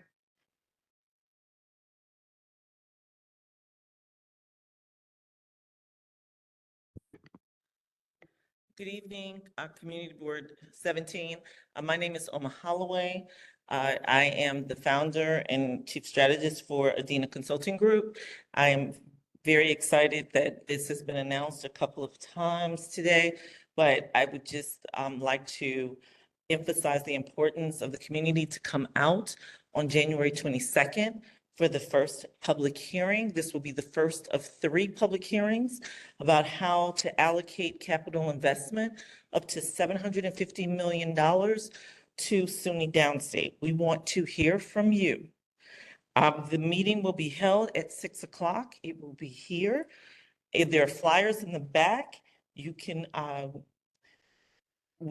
register by saying if you would like to say a few words, testimony to give your ideas on how you would like to see that money allocated. You can also write a statement if you cannot attend. There will be 2 other public hearings. One will be February 27th, another one on March 13th. So we encourage you to come out. Please spread the word. It will be on social media, and it will also be, please pass the flyers and their QR codes or the link. We would love to hear from you on January 22nd at 6 o'clock. Thank you. Thank you. Legislative. I did see, where's Portia? I just went and saw Portia earlier. All right. Huh? I'm right here. Okay. Good evening, everyone. My name is Portia Edwards. I'm the district director for State Senator Zelma Murray. Did you hear me asking for you? Sorry? You hear me asking for you? I was standing right there. Is You didn't see. Yeah, like I was saying, I'm the district director for State Senator Zelma Murray's office. Just a few announcements. Our office is located at 1077 Nostrand Avenue. Our contact is 718-284-4700. You can always email me as well at pedwards@nysenate.gov. We have a couple of events happening in the next couple of weeks. The February event will happen before the next meeting, so I'm gonna just announce it today. Next week, Thursday, we're doing a bookkeeping cleanup event for self-employed filers. I'll show you guys the flyer here. You guys can see it, right? Okay, great. There's also some flyers in the back. This is a virtual event, and it's super important for our self-employed filers to know how to manage their books. That is a problem that we've seen in the past, and so we are working with Grow Brooklyn to be able to, for free, help self-employed filers sort their books and clean up their books so that they can do their taxes. Right after that, in February, on February 11th, we're going to be doing a tax filing session. So those self-employed filers will be able to file their taxes for free with Grow Brooklyn on February 11th. That is going to be in person, and that's going to be at Major Owens from 6 to 8 p.m. So if you know anyone who would benefit from that, please reach out to our office. There's a registration link on the flyer. I will also share with the district manager to be able to put on the website. A couple of things that are in the back. We have a "This House is Not for Sign" sale. We've had these signs in our office for a good couple of years now. You do know that deed theft is a really big issue, and this is where this sign has come from. We were able to create a sign through our office and through the state for homeowners to be able to put into their windows to, ward off some of the solicitations. Is it? Yeah. Oh, you can have it. Some of the solicitations that you're getting from real estate agencies and predatory lending people. So those things are in the back as well. We do have our senior resource guide that is in the back. It is not just for seniors. When we created it, we had our seniors in mind. But if you do go through the book, it is a comprehensive list of resources for everyone to be able to take advantage of. So please, if you don't have one, you can find one in the back. If there's not any in the back, you can also come to our office and we can provide those things for you as well. Just as a point of reference, I did want to just comment on something that the chair mentioned earlier. I think it is absolutely disrespectful to call elected officials out on this platform in the manner of saying to us we need to give more information about legislation when we do that, right? When we come here, when the representatives like myself and all the other elected representatives are here, we give our legislative updates. We talk about the bills that we're passing. We talk about those things. However, most people don't get that information because it wasn't until November of last year that we actually were speaking to a room of people who were able to listen. And so while I'm grateful that that change has happened, I don't think that it's okay or respectful to then call us out and say, we're not doing that job. And so I think that moving forward, the relationship can be a lot better. And in terms of coming to events, you can't send me information about an event on the day of the event and then expect someone to show up. That's not how calendars work. And so I would love to continue to be a great partner to the board. I have been here. I have been coming here. I sit through the shenanigans every single month. I sit until 10:45 at night to be able to give my updates so that you guys know what's going on with the office. Like Assemblywoman Waterman said, session started on January 8th. The senator is now the new chair of the Codes Committee, which is absolutely amazing. And we have been working in the field of criminal justice since we got in office in 2019, and he is now the chair of the Codes Committee, something that we are working on right now. We passed a lot of discovery bills in 2019, and so we are looking to update some of our discovery bills within this coming session. That is all for me. If you guys have any questions, please feel free to reach out now, or you guys can reach me in the back. I have a QR code. You guys can get my information as well. Thank you. Thank you. Question. It could be for you or any of the electeds when they come up to speak. I have a friend who, she's in 2 of my groups, and every other conversation has to do with deed theft. Is there anything that's happening within the city council or in your case, the state senate office? That's why I said any of the electeds can give a response that's gonna around deed theft. Sure. So there, if you guys can see this, there is a flyer in the back that I did put back there. There is a deed theft flyer back there. Any information that you're looking for, you can find it here. You can also reach out to our office or your local elected offices. So deed theft is a huge thing that is happening. We passed a bill and it was signed last year quantifying deed theft as a theft. It was never that way. Thank you to Senator Murray for being on top of that and making sure that we were able to qualify deed theft as an actual illegal act. And so on the back of this flyer, there's some information of who you can reach out to. You can always reach out to our office. Again, our number is 718-284-4700. On larger cases, on larger scales, you can also reach out to the AG's office, but the district attorney's office also has and I'm not sure if they are here today, but the district attorney's office also has jurisdiction over deed theft, and they are doing some work within the office to be able to help people who have been going through this. There is a statute of limitation with it, and so feel free to reach out to our office. Of course, I can't talk individually with you here, but you can always reach out to our office and we can assist.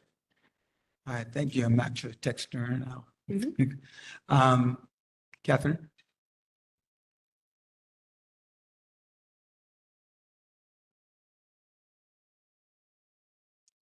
Good evening. Happy New Year. I'm Catherine from the Brooklyn Borough President's Office in the Community Affairs. Some of our ongoing things, just a reminder, I know a lot of you may know that the community board applications for 2025 are live until February 14th. All NYC residents 16 years or older who live, work, or have significant interests in the community can serve on the community board. FY 26 capital allocations are now also open. BP Reynoso's financial year capital funding applications are now open. Every year, the borough president funds a wide variety of projects that make our borough a better home for Brooklynites. City agencies, nonprofits, cultural institutions, and public schools are eligible. On Wednesday, January 22nd, the borough president's team is hosting an event with the DOB to help people resolve their DOB summons via a one-on-one consultation. This event is from 1 p.m. until 7 p.m. at Cypress Hills Local Development Corporation. Also, starting January 13th, which was yesterday, I believe, until May 12th, you can speak with a constituent affairs service from the BP's office in person at the Cortelyou Branch Library every other Monday, sorry. Staff will be available to help from 10 a.m. until 5:30 p.m. Also, Van Halen, on Friday, January 21st, the Taxi Limousine Commission and BP Reynoso are hosting an event for taxi and limousine drivers called Van Halen at Borough Hall. Services will be available to help TLC drivers from 9 a.m. until 2 p.m.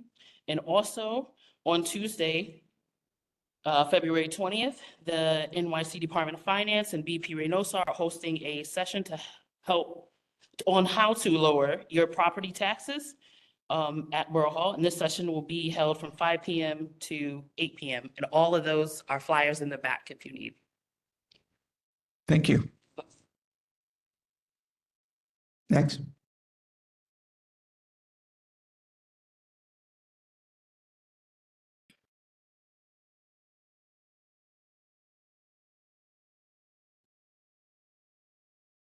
Good evening, everyone. My name is Ayana Nahari Williams. I'm the Chief of Staff for Councilmember Darlene Mealy of the 41st District. Just a few announcements. I'll keep it brief. Our Community Advisory Board meeting is held at the last weekend of every month, traditionally Saturday, sometimes on a Sunday. This month is going to be Saturday, January 25th at 11 a.m. until 12:30 p.m. It's going to take place at our district office, which is at 400 Rockaway Avenue between Pickens and East New York. The phone number to the office is 718-953-3097.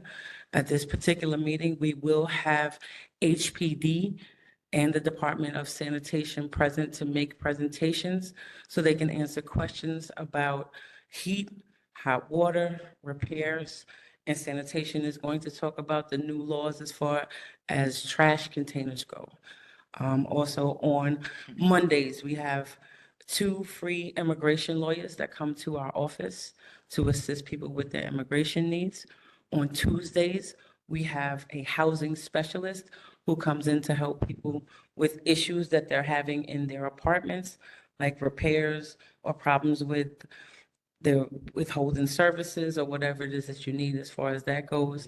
Also, every second and fourth Wednesday, we have a representative come in to show people how to use and navigate the Housing Connect system. Thank you. Thank you.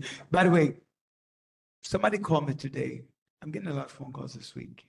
All right. One of them is there anything that you know about relief for the trash bins?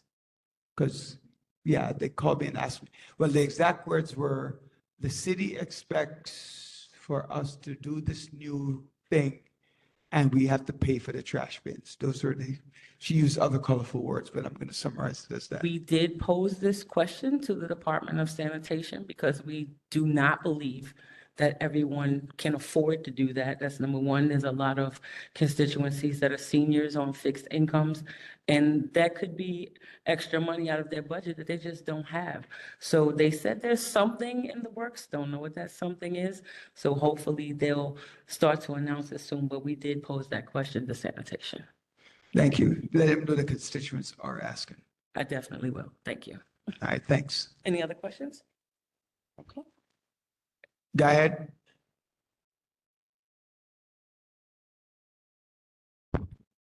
Good evening, everyone. My name is Jeffrey Sevier from the Office of the Public Advocate. Chair, to your point, I know at the onset that they were making it more feasible and like offered early before the law came into effect, like trying to get folks to get free access to the trash cans. I don't know if they're trying to do something like that again, because I feel folks are taking it more seriously because now that the law has come into effect, folks will start receiving fines. So I think now folks are perking up like, oh, this is real. So that is something that we'd also reached out to the admin about whether or not that's something they'd come back to. But I think one of the council members might know a little bit better than that. But that's to that point, to see whether we would bring back the option to do it free for a period of time. Because I know they had that at the earlier portion before it became into effect. So you can tell the constituent that the local council member would be the best person to reach out to. Okay, thank you. Yes, like Councilmember Lewis said, this is the last time we can say Happy New Year, so I'll say that. Just very briefly, I just want to note again that it is heat season, and in particular next week, I think it's, right now it's being pushed into the news as well a lot, but I think that we're gonna have like freezing temperatures on Monday, Tuesday, and Wednesday. I believe like freezing rain on Sunday night. I'm not sure as much that everyone is prepared, but again, it's coming at the same time as heat season. It is coming at the same time as the governor's kind of new initiative of like having officers on the train, and I know that's gonna force more folks onto the streets, and that is going to be something that's a grave concern to our New Yorkers who are going to be on the sidewalks. So just everyone, please be very mindful. So if you have like outdoor activities and events that you're planning on attending next week, you should be really mindful of whether or not they're still going to be going on. And I know that the city is thinking of giving guidance of folks who don't necessarily need to leave their home, much very similar to when we're in a heat wave, to actually stay home. So folks will want to get ahead of that. I also want to thank Councilmember Lewis's office for working really diligently to get the Clarendon Road Library branch open over there on Nostrand and Farragut, because that's been closed for a number of years. And in our discussions with the Brooklyn Public Library Central, they did mention that, yeah, it was the council members' push that really, really helped them do that. So I know that's something that the community has really sorely been lacking. And I know for myself, as growing up in East Flatbush, one of the only places that your parents might let you go alone would be after school would be some sort of after school program or the local library. So not having it in our community, I'm sure, contributes greatly to some of our crime numbers. And not lastly, but I also wanted to mention that the Public Advocate's Office released a report about something that's kind of hampers to a lot of folks about the e-bikes and the e-bike batteries. It's a paper called Stopping the Blaze, and it's issues that's related to the e-bike batteries that you see a lot of the delivery drivers and deliveristas using that have been caught with catching on fire, and the ways that they can properly store those vehicles and ways that they can be mindful. And I would also like to plug the event that's happening on January 22nd at the Brooklyn Public Library Center for History. That is again with the council members Williams, Councilmember Lewis, and also the Public Advocate. And I think that is really it, but I also do want to namely say that our annual landlord watch list is coming out, and it usually talks about the top landlords who are not serving the people who live in their community. And unfortunately, we often have a lot of members of who own buildings in the Flatbush community to continuously top those lists along with NYCHA. So I will be in the back with the QR code, and for anyone who has any particular questions. With that, be safe and be well. Thank you. Are there any other legislative, there's one online, I think from? Yes, sir. Go ahead. State your name. My name is David Schaefer. I'm here representing Senator Prasad. I don't know if you can see me. Are you able to see me? Or just here? Okay, so I did want to make a couple of announcements on upcoming events we have. We are partnering with Assemblywoman Monique Chandler Waterman and Councilmember Chris Banks for a professional development seminar job fair. And that's going to be happening January 23rd from the hours of 10 a.m. to 2 p.m. at 650 Remsen Avenue, Grace Deliverance Tabernacle. So that's a very exciting opportunity.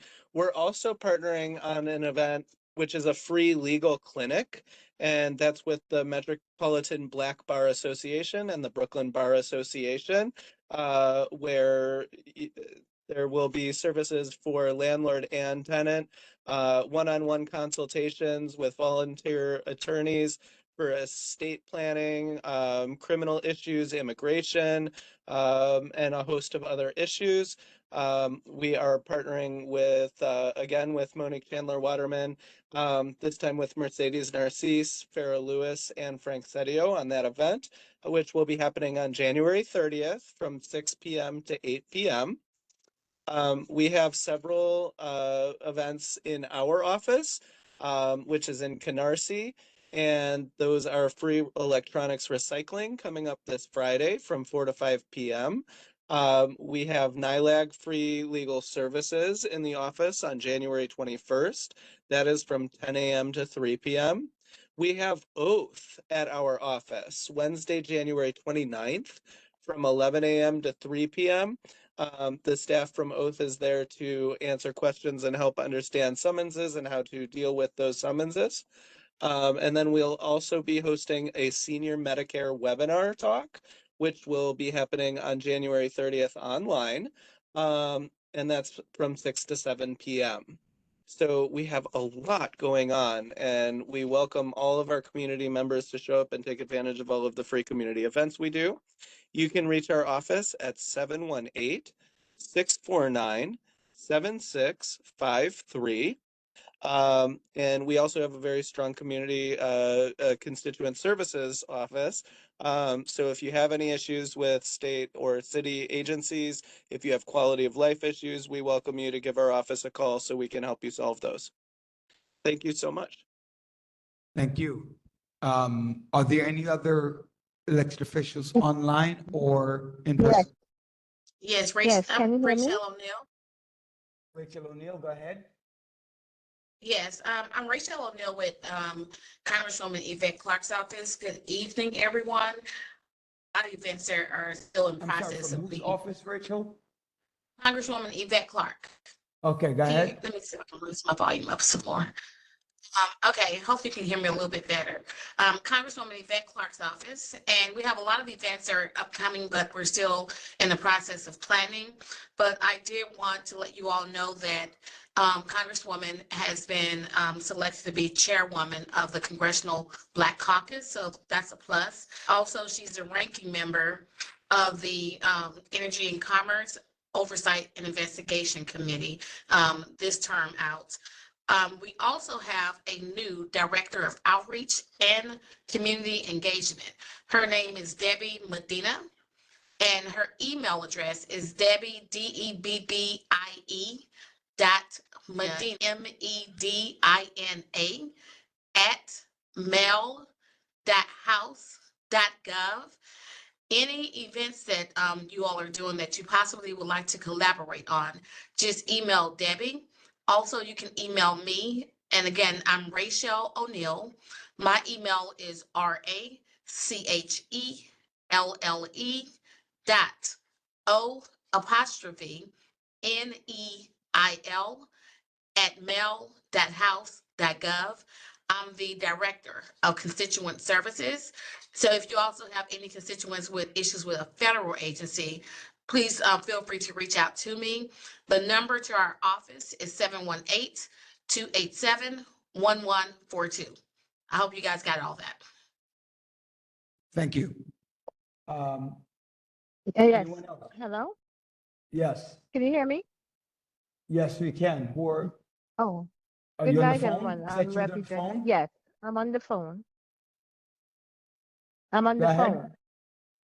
phone. I'm a representative of the Brooklyn District Attorney's Office. My name is Karen Chambers, and I bring you greetings from Eric Gonzalez, who's the the district attorney.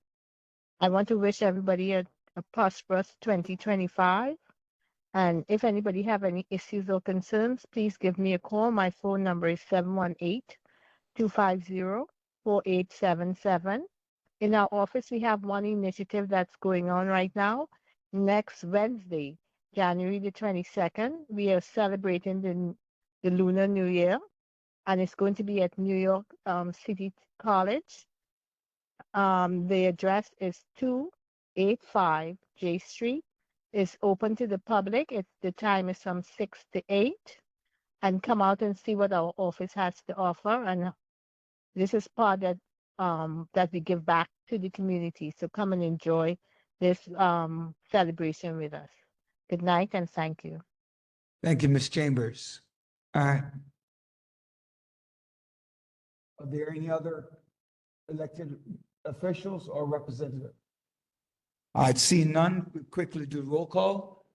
Normally, I would let the second vice chair do it, but I think I want to learn people's names and faces a little bit better than I have done. So I'm going to do it this month. Our secretary texted me and said that he is not going to be able to make it today. So Tiffany, Pamela Frey? Tiffany Anderson? Okay, thought so.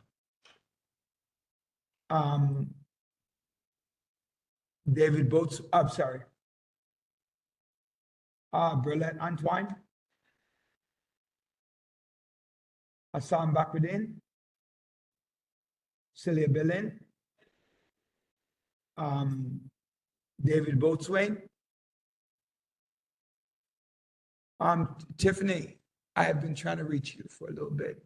If you can able to stay back a little bit, I would appreciate it. Thank you. Venencia Colon, where? Okay, thank you.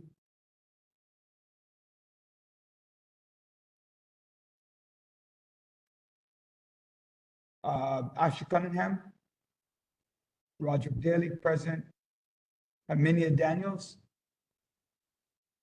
A little louder, Ms. Daniels. Thank you. Natasha Duncan. Natasha Duncan.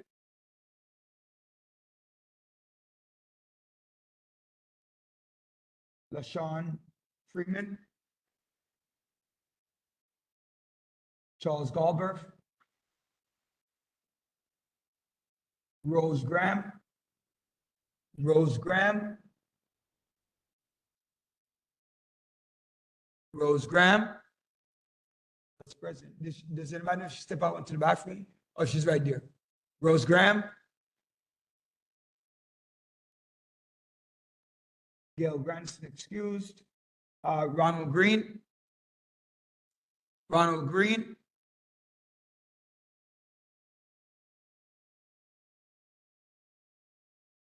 Michael Hill.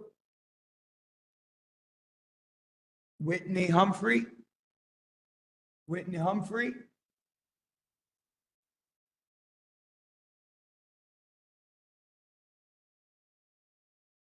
Julia James. Karen Jason. Kevin Jason. Kevin Jason. Doris Jones. Doris Jones.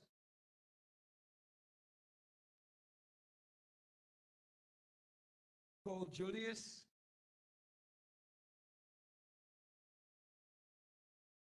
Osna Lewis. Tricia Lewis-on. Edith Mark. Where are we? Edith? Thank you.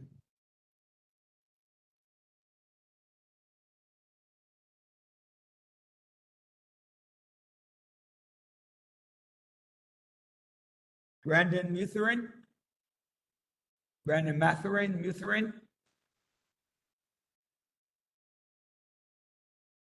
Donna McLean Grant. Donna McLean Grant. Jabril Morris, excused. Fatima Mohammed. Khadija Alubo.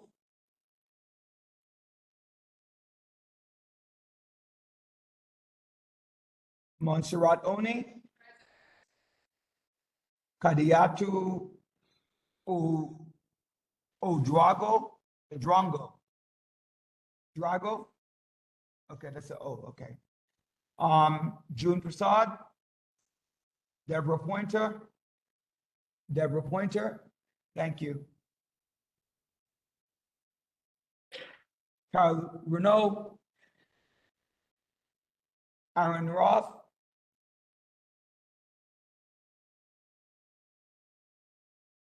Bernadette Selby.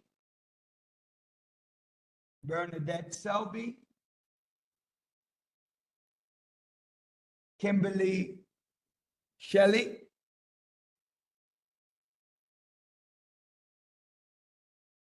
Antoinette Smart. Tyrone Stearns.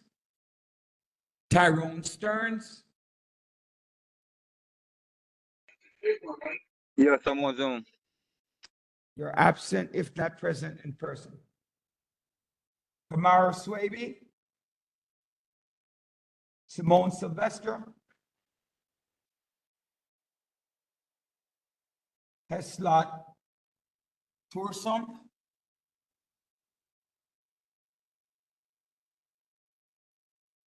Marguerite Viante. Kenrick Westcott. Melanie Wilkinson, excused. Just double checking, okay? And Ivor Wood. All right, so does someone not hear their name? Oh, Teresa, sorry. Miss Burton? Oh, let's go back. Dan McCabe? Who else?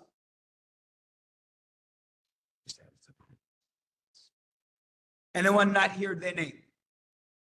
All right, I just want to address, first of all, before I address anything, I want to acknowledge one of our former board members who are here today. I know I did acknowledge one from last month, that was a couple of months ago that was here. I want to acknowledge our former board member as well, Mr. George Tate.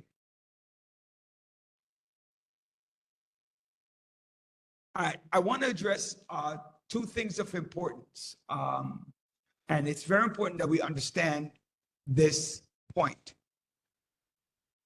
We're all nominated, appointed on the board to vote on issues that affect the board.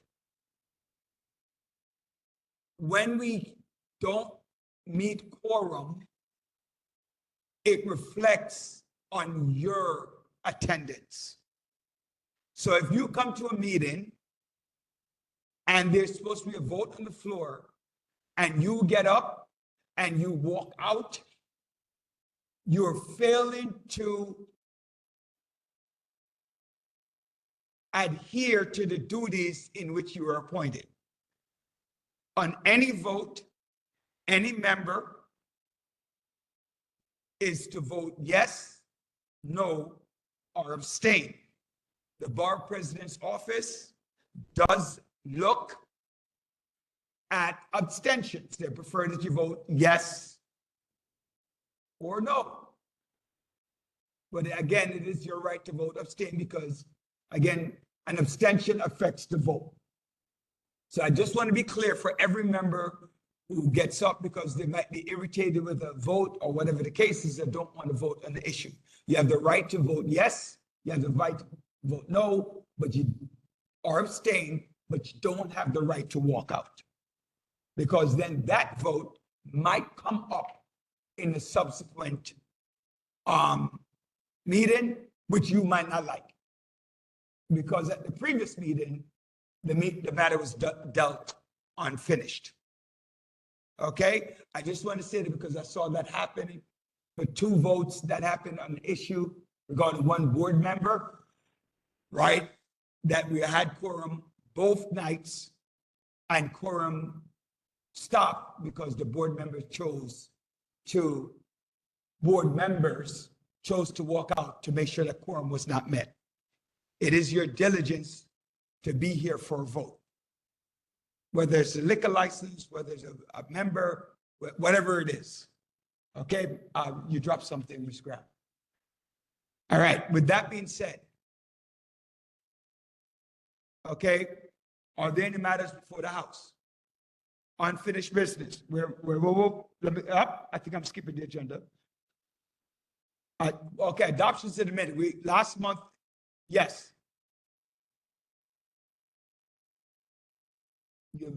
I'm sorry. Can you stand at the mic so we can hear you, please? Stand at the mic, state your name, please.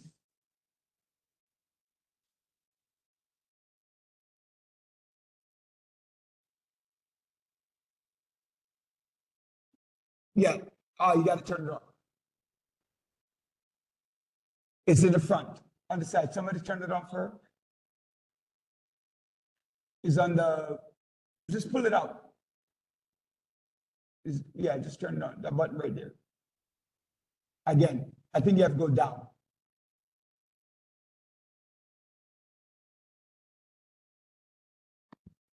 That one is working. While she's saying that, there was a conversation going on last month about the minutes. We have not scheduled that. We were supposed to schedule a meeting with the secretary, the first vice chair, myself, and the district manager about those minutes and how that's supposed to be done. That we did get a notification back from the law office of New York City, which states that that needs to be worked out between the four of us. I know the secretary did get up last month and took some responsibility for the minutes. And the last conversation we had, if I'm correct, did we meet? Or we just had a conversation? We met, right? So the last conversation was that both parties would take care of the minutes, both from the board office and the secretary, to get the minutes in so that the community can get the minutes, because the minutes are very important and we're now 4 months behind. Your special order of business. Trisha Lewison, bylaws. I'm moving to make a motion for us to vote on unfinished business. What is, okay, we are, unfinished business is next on the agenda, so we do not need to make a special motion. What is unfinished business would you like to address? To vote on the potential removal of Treasurer James. To vote on the okay, it does not require a second because it was unfinished business from 2 months. The vote is to, there was supposed to be a vote on the floor for the removal of Treasurer James. Is there anything that you want to add or subtract from the motion? Not at this time. Not at this time. Are there any comments to the motion?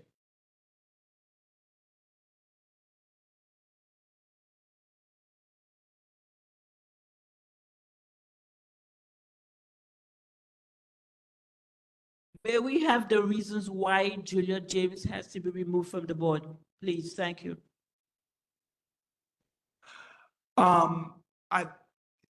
There has been I don't know if I want to answer that. I think I want to stay. There has been a number of interferences or conversations done by Ms. James, right? Done by Ms. James, and that the board at that point felt that she needed to be removed. Chair Some Hill. members of the board, by the way, some members of the board. Chair Hill, I do want to add some comments or context to this.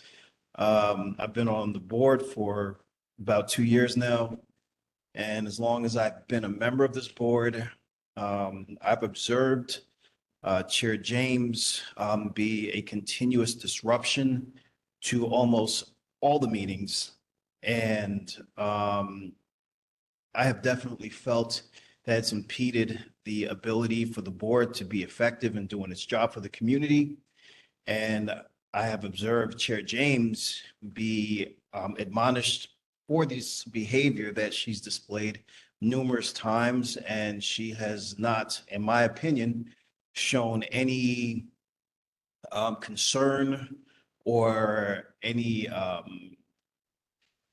interest in changing or altering her behavior. In fact, she's been emboldened, and she has continued to be a constant issue for us to be able to be effective in our work. And it has definitely created a hostile environment for us to be able to do what we need to do as a board. That's all I have to say. I'd like to add something. Wait, Miss Bellin. Wait, hold on, Miss Bellin. You asked a question. He's answering. It's only fair that you asked.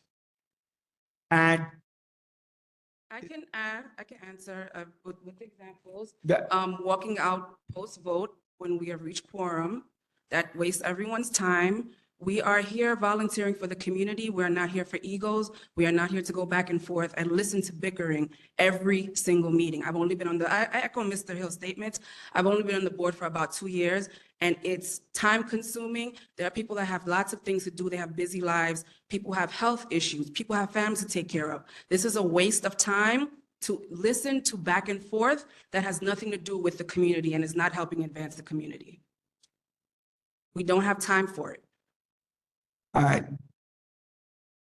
We're only going to take 2 more responses. And by the way, when you stand, please stand and state whether you're in support or opposed to the vote, right? Go ahead. Simone Sylvester, board member. I find it odd that Chair Hill uses the word concern. I'm sorry? Odd that Are you rising, wait, Miss, are you rising in support or opposed to? Because I find that for the past 2 years, Ms. James has known detailed information and she's corrected certain board members. I don't find that to be a destruction. Absolutely not. And if you're not able to give detailed information as to why this motion should be made, I'm not sure why it's even being made. If you're not given detailed reasons as to why it should leave the board, I'm not sure why we should even have a vote.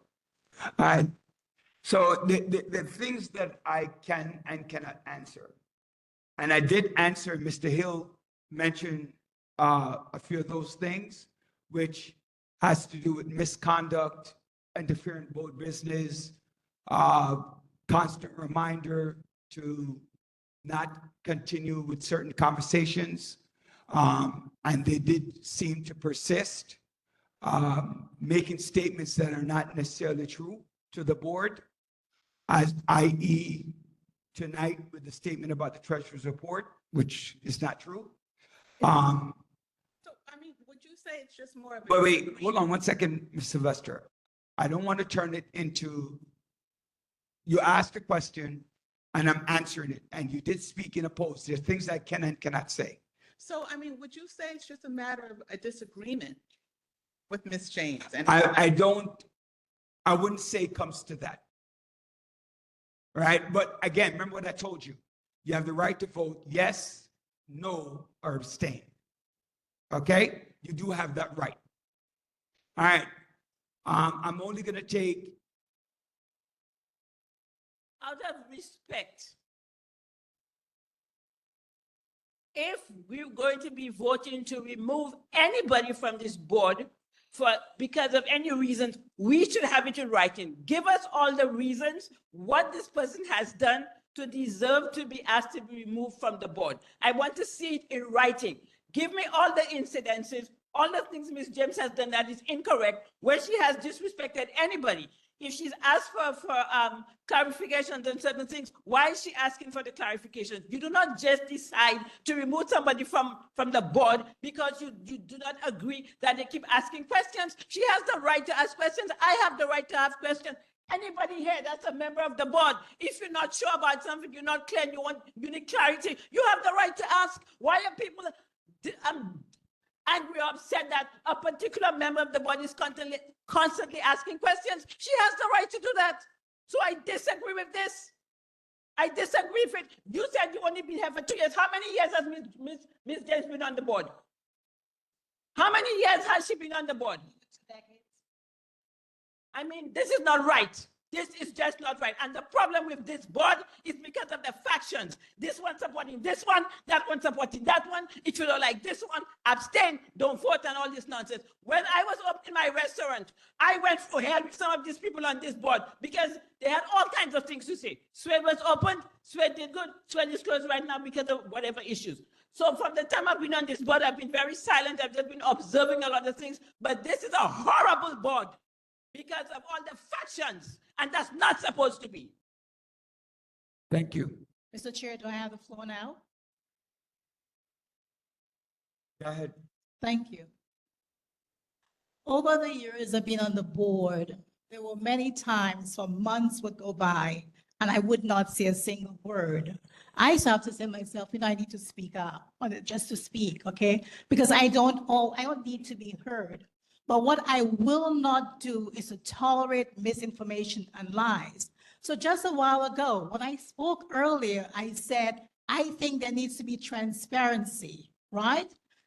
I didn't say the bylaw says I have to report every month, but here you have the chairperson saying I lied, when all I simply said in the interest of transparency, I didn't want to wait until May to review the financial information. Right? I have the right as a treasurer to do so, but here again, it's being distorted. The reason why there is so many issues here is because of misinformation. I sit here and I just listen to lies, and I will not allow anyone to lie in my presence, because when somebody lies, it means they're taking me for a fool. And I cannot tell you the number of times we've been taken for a fool. For example, a very simple thing. I've been on the board longer than I want to even admit, because it will tell people my age, you can find it anyway, right? But here it is. It was always the responsibility of the board staff to do the minutes. Always the responsibility. And somehow it's become twisted and turned. That's what I'm talking about, where misinformation is being presented to the new board members who do not need better. There is a vendetta against me because I don't go along with anything that is wrong. So when they had a meeting, invited me to a meeting to meet a developer, right? So he could bribe me to be able to approve a 7-story building on Linden Boulevard. I said no, and I made it clear. From that time, there's been a concerted effort to get me off the board so that I will not be able to speak up. I do not believe in people giving misinformation. We are here, we should be here for one specific purpose, to serve the community. And if people who don't live in this community don't care about it, I care about it because I live here, unlike the chair who does not live in the community. So don't get me wrong, you don't have to live here. But when you're not living here and you don't care, that's a major issue. But one more thing, the bylaw says a board member can only be removed for cause, not because you don't like the person, not because the person doesn't speak up. And there has to be cause, and cause is a legal definition. There was a complaint made, I harassed the district manager. She had the right, the borough hall said, it's fine, you can go ahead to court. She couldn't do it because I had a well-documented defense. All the things that I have nothing against the district manager. If I saw her anything, I would do anything. You have 1 minute. If I saw her in distress today, I would stop right there and do it. I have nothing personal. But when the community is not being served, when we tell people to call 311, when we could be having district cabinet meetings, I laugh sometimes, not laugh. Here it is, the sanitation chair is struggling in his work. He doesn't have to be struggling. The district manager is empowered to call a district service meeting where the head of the Bureau of Sanitation has to sit down and listen to him. But that opportunity has never been presented because we never have a district service cabinet meeting. 30 seconds. The reason why you're struggling, because the district so I'm simply saying my goal here is to serve the community, and I will not tolerate all the lies and the misstatements I've been hearing all along. Thank you, Aaron. Thank you for that comment. Couple of things that I want to make sure that I don't want anybody to leave here with this notion. Miss James, Miss Prasad,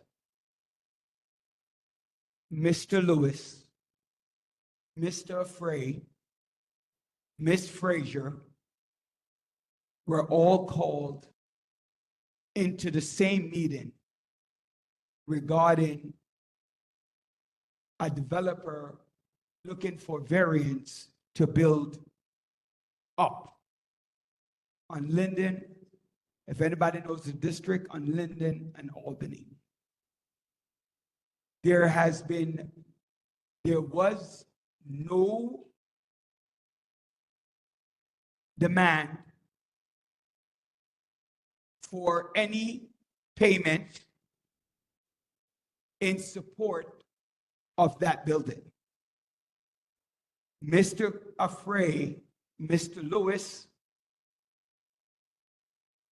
Ms. Prasad, and Ms. Frazier can all attest to that.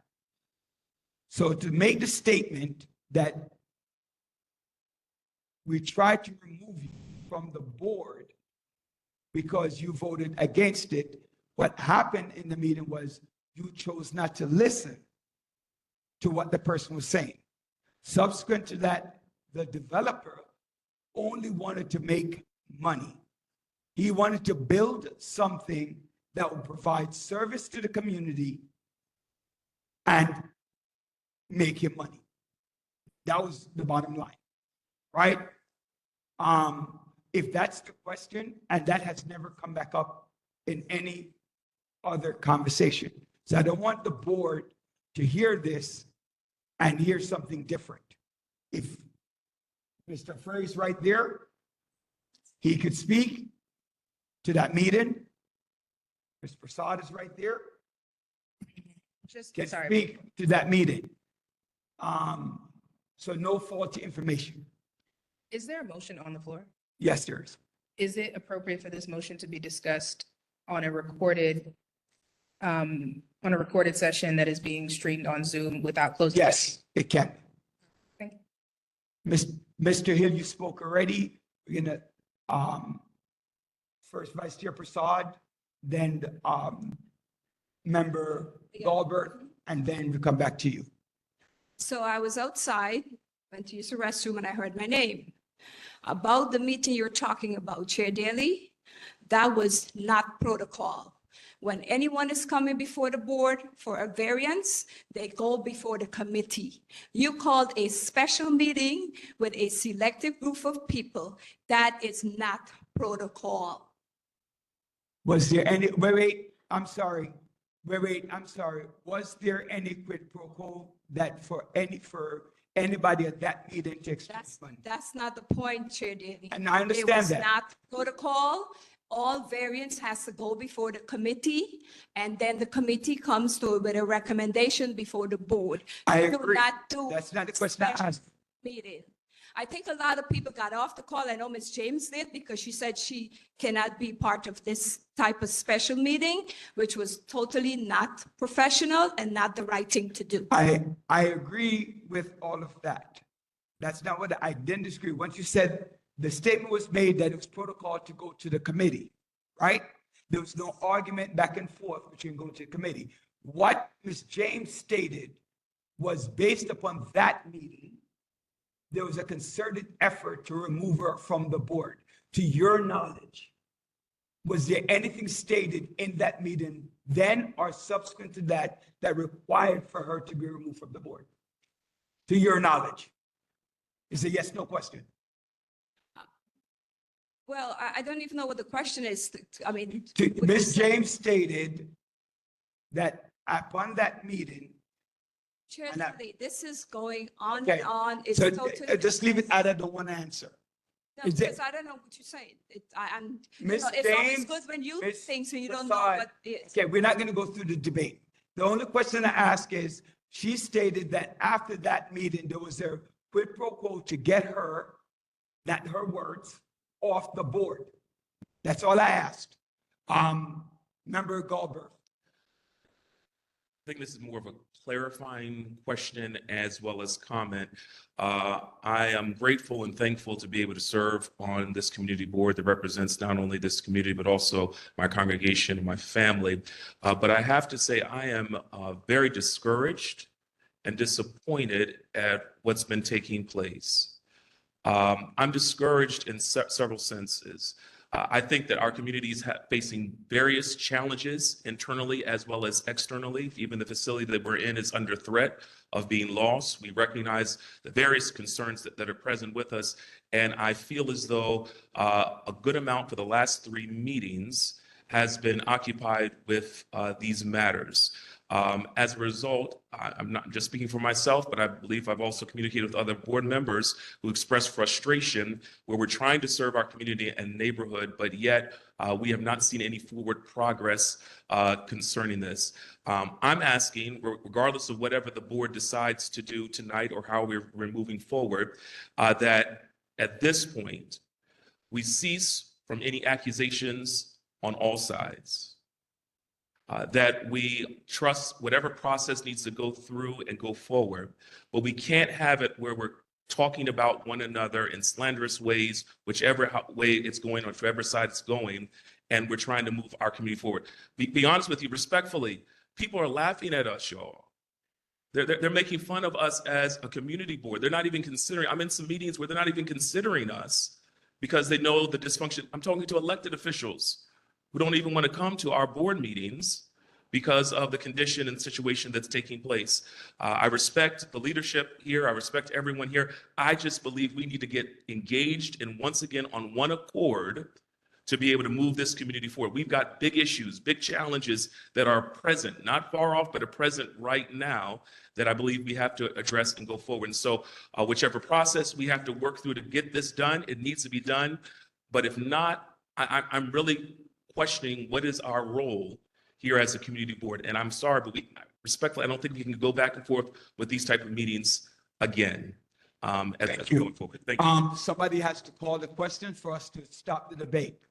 It's now 9. We'll have an automatic stop at 9:35. But somebody has to call the question in front of the House so that we could stop the debate and go to a vote. Somebody, Mike has to do that. I'd like to stop the debate, but I'd also like to make. No, you can't do both. So you said you're going to stop the debate. I'll make a statement, then somebody else can stop the debate. Go ahead. I'm very concerned.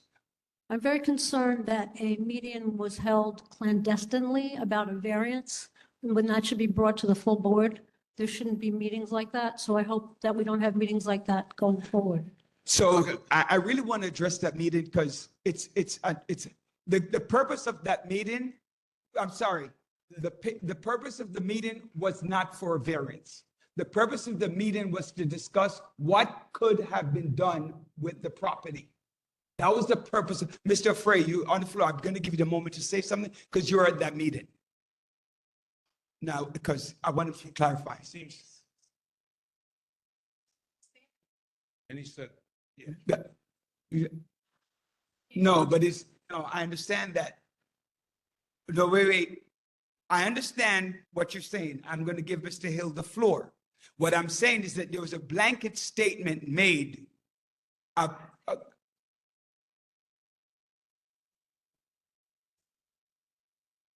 Mr. Hill. Chair Hill, I just wanted to clarify from my perspective, I have no idea about any meeting that took place. I have never met any of you before I came onto this board. I'm speaking strictly from what I have seen and what I have observed. And I also want to state that the statement that was just made about this being a laughingstock and this being a joke is a very real thing. And if we want to be able to be a cohesive board, that there cannot be disruptions when we are trying to perform our duty, and that has to be taken very seriously.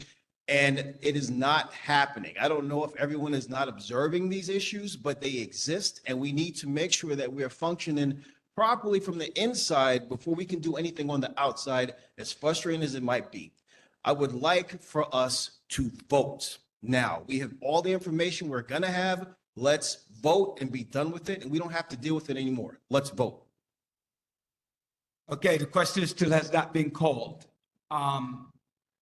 If there are no more debates, I sense a question to call. We had quorum. Let me double check. I said it wait, Miss Oluwaso, I heard you. Let me just double check. Kwame Afraid. 1. Tiffany, 2. Berlat Antoine. 3. Hassan Bakruddin is still absent. Celia Bellin, present. 4. Could somebody else keep track of tally for me? That's 4. David Boatswain is absent. Teresa Barretton, 5. Venancia Colon, 6. Asha Cunningham, 7. Roderick Daly, 8. Herminia Daniels, 9. Natasha Duncan, LaShawn Freeman,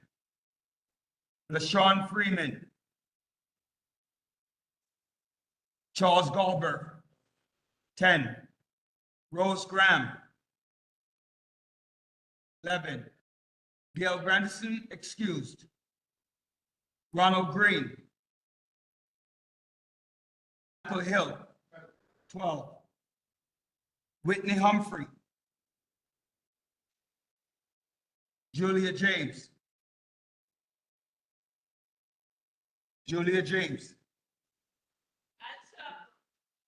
present. 13. Kevin Jason, Doris Jones, Nicole Julius. Is that 14? 14. Osner Lewis. Tricia Lewison. Not 15. Edith Mark. Number 16.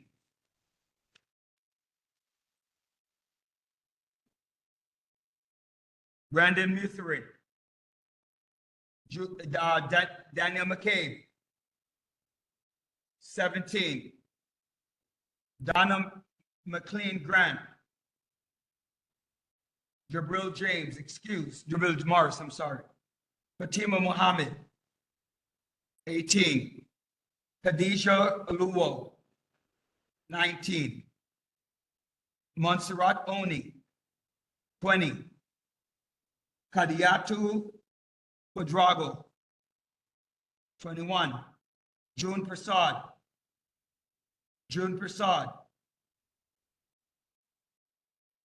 Deborah Pointer. 22. Carol Renault. 23. Aaron Roth is absent. Bernadette Shelby absent. 18. Kilmilla Shelley absent. Antoinette Smart. 24. Tyrone Stearns absent. Kamara Swady. 25. Simone Sylvester. 26. Heslot absent. Margaret Viante. Kenrick Westcott. Melanie is absent, and Ivor Wood is absent. We have quorum.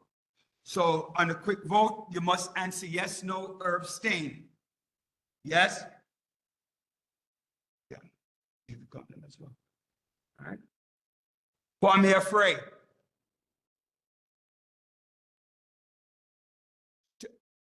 The vote to seek to removal of J.L. James.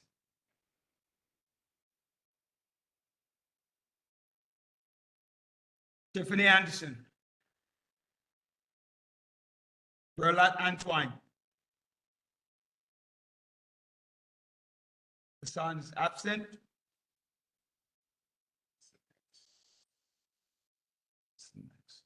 Celia Bellin.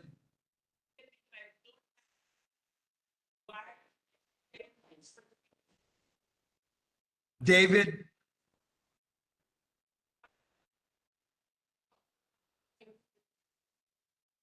Did you vote no or abstain?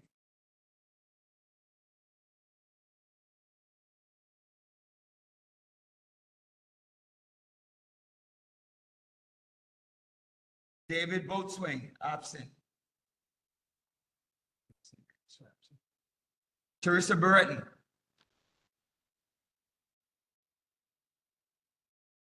Asha Cunningham. Venencia Colon. Roderick Daly, yes. Herminia Daniels. Say it again. Natasha Duncan, absent. LaShawn Freeman.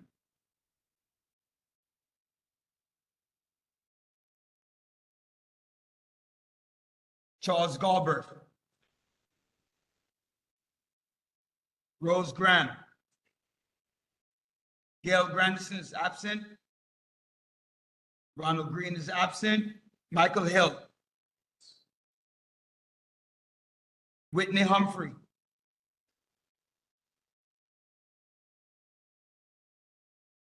Julia James. Kevin Jason.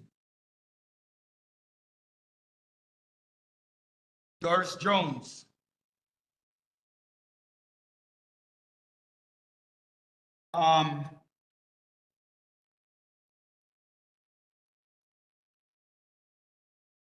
Nicole Julius.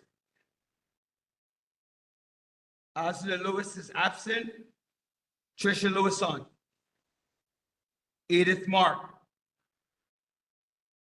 Brandon Mutherin.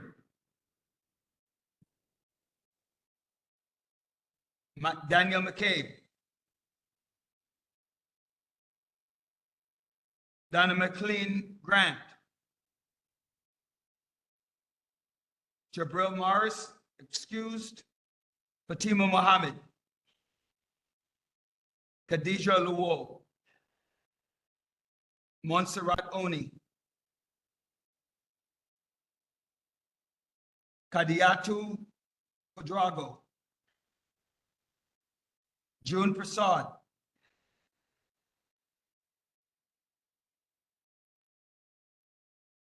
Deborah Pointer. Cara Renault. Aaron Roth.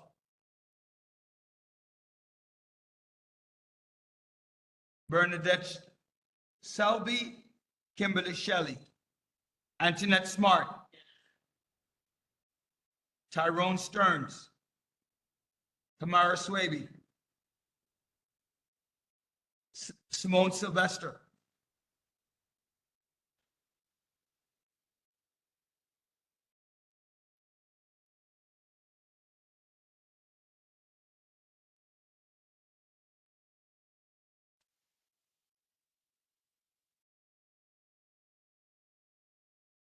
A slot is not here. Margaret Viante. What? Kenrick Westcott. I'm sorry? Abstain. I didn't hear him. Yes. Okay, so yes. So in order for any vote to carry, it has to have the majority of the people here voting whatever that vote is, right, for it to carry. So a yes vote.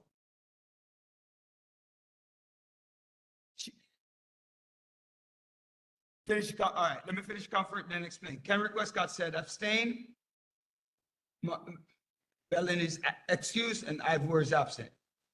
All right, so the question to it is, if the majority of anything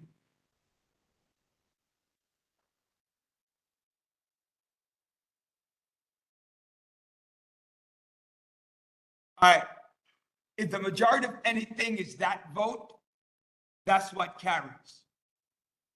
So the yes would, so there are 28 people present. In order for yes or no or abstain to carry, you must have, what's that, 15, right? So like it's 15, it's 15. So if one vote carries 15, then that vote carries. If that vote doesn't carry 15, then it doesn't carry.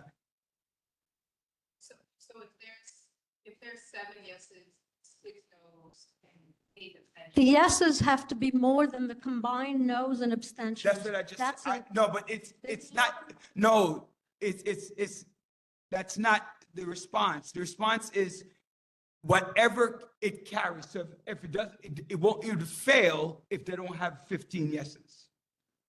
If you go abstain, then you can actually, if anybody wants to change your vote.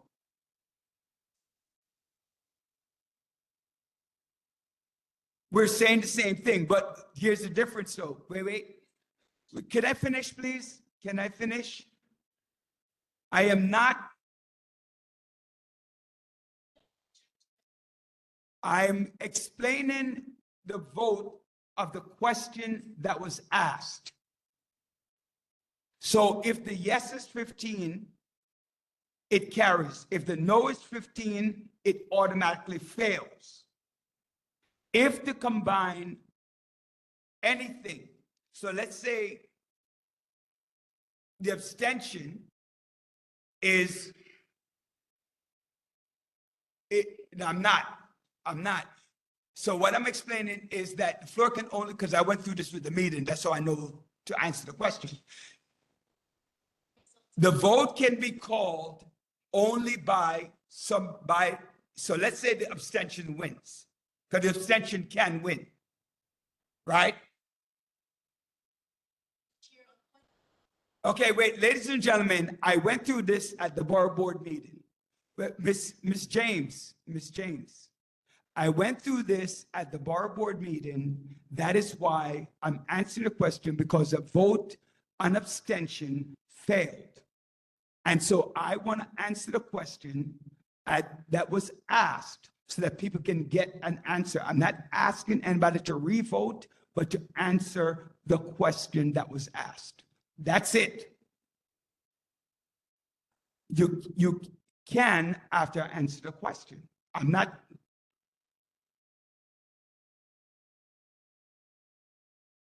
The answer to the question is any vote that wins, but only the person from the side that wins can open and vote. That's the answer I was trying to give. Okay?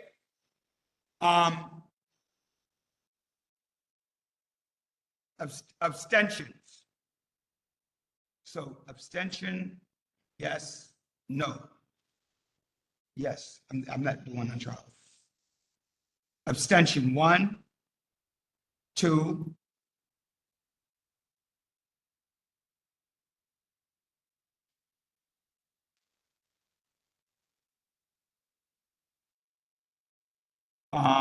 yes, 1. Abstention, 2 more. That's 4. No, 1.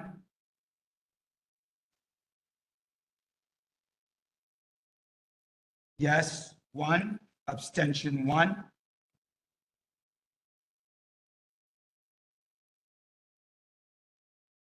Yes. No.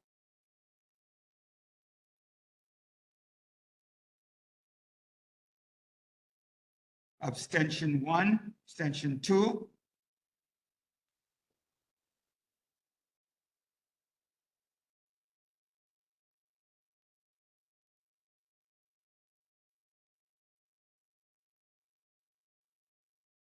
No, 1.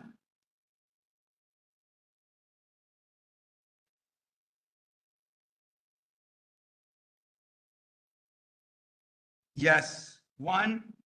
Yes, 2. No, 1.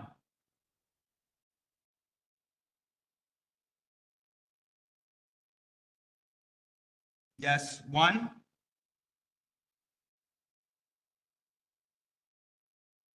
Abstention, 3. No's, 3.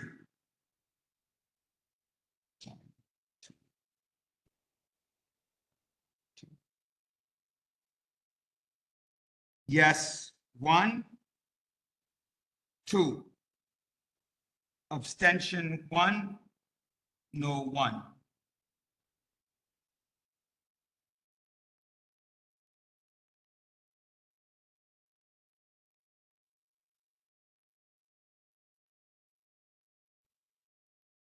Okay.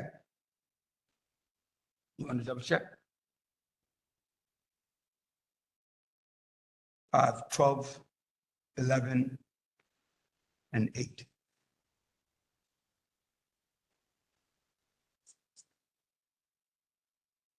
June voted yes, but she didn't. Yeah, no, June voted. Somebody's voted, though, she didn't take it. While Second Vice Chair Oni is tallying the votes, are there any other unfinished business? That we're supposed to be at board session, so any board members? Go ahead. Board Member Kamara Swaby. Last meeting, Secretary Jabril Morris brought up the fact that this board needs training. It also needs Jesus, but since we don't have that in supply, we need training. And I'm being deadly serious. I think we have a duty to the community that we need to have a proper system in place in order to make sure, because overall, the process of how we do things in terms of transparency to the community members and transparency to members of this board needs to be clear and about the proper procedure of how to do things. Because I think part of the reason this issue, not the only reason, but part of the reason this issue has been drawn out to the way it was because there's a lack of clarity of what we're allowed to do, what are the consequences of what we're doing, and also what is actually the facts in play. Because at the end of the day, it's not, people are not afraid of making a decision, is what are we basing our decision on? So I think overall, I think training, not just for this particular issue, but in general, just to make sure we're moving forward as a board for all issues so we can get forward in an efficient and timely process. So that is the motion I bring. Again, I don't know if we're at quorum in order to authorize that a time will be set that we can have said training, but I think one should be in place.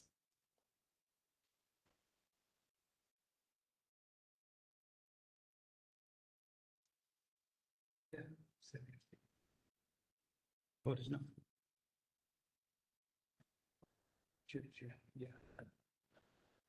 Yeah.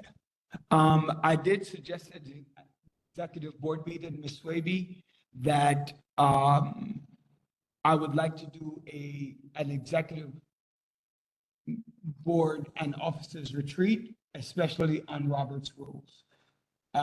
That's very important. We had done one a few years ago, but I know there has been some turnover of the executive officers and the board, and that needs to rehappen. I had tried to do a retreat this summer for the entire board. I did try that, but that failed miserable because the board, the staff member who was assigned to it, her exact words were, "I'm not doing no retreat and I'm not coming."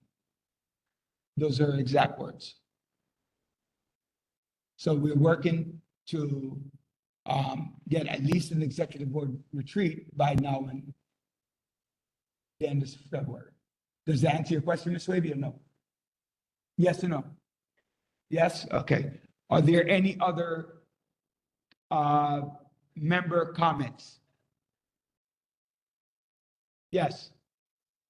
Yes, this is Chair Hill. I just wanted to say that, given that I have worked in the court system for 17 years, I have seen a lot of different types of issues and arguments, a lot of different tactics. And it is very apparent to me that there are some people here that are quite skilled in being very tactical and offering up reasonable doubt as to justify or confuse or mislead certain actions that they take. And, it's a very clever thing to do. But if we're going to sit here and represent the community, I think that we have to be very aware of these types of things because it's not going to be the only time that it's been done. And it is definitely something that should be kept in mind because in my opinion, I believe that we all got trumped. Donald Trump here tonight. Thank you. Any other board member report? All right, please note that Monday is Martin Luther King's Day. Everyone should celebrate, do a date of service on this date. Actually, today being his actual birthday. That just reminded me of that. So please get out, celebrate, do something that's community oriented. I know Senator Kevin Parker normally has something among other elected officials. Please look it out and do that. We understand? Is it accurate? Dan? Yes. Mr. Chair, Mr. Westcott. Mr. Chair of the Committee Board, I believe that Ms. James ought to be disciplined. But as a person that's been on the board for quite a while, and I know Ms. James has been on the board for quite a while, and she has been doing a fabulous job, okay? But I think what they ought to do, there should be a suspension for 2 months, 3 months or so. I think just dismissing that thing is kind of a hush for someone that, One second. This is the member session. If the member wants to get up and say something, it's not a vote. He cannot call for anything, but any member can speak at this point. okay. Not you, I'm telling Ms. James. Yes, you can speak. Were you done?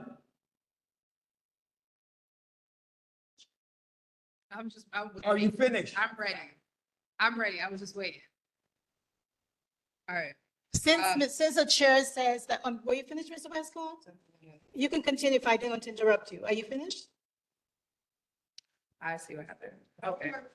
I want to say, all I try and say is that I think the punishment is harsh because I know many times Ms. James goes off the protocol. But I think that she ought to be penalized in a sense of a month or two discipline. And that's my suggestion. Thank you very much, Mr. Westcott, for your comment. What I find very interesting is no one has said, okay, Ms. James, you're the treasurer, district manager, you handle the financial aspects. No one has addressed the facts that as a treasurer, I am entitled to review the board's financial operations. I am entitled to see the invoices paid. No one, not Borough Hall, never said to the district manager when I spoke to the chairperson about the problem. So we have wasted so much time about one thing, the reluctance of the district manager to release the invoices that were paid. All of this was avoidable. So much time has been wasted. And not one member here has stood up and said, isn't that a problem?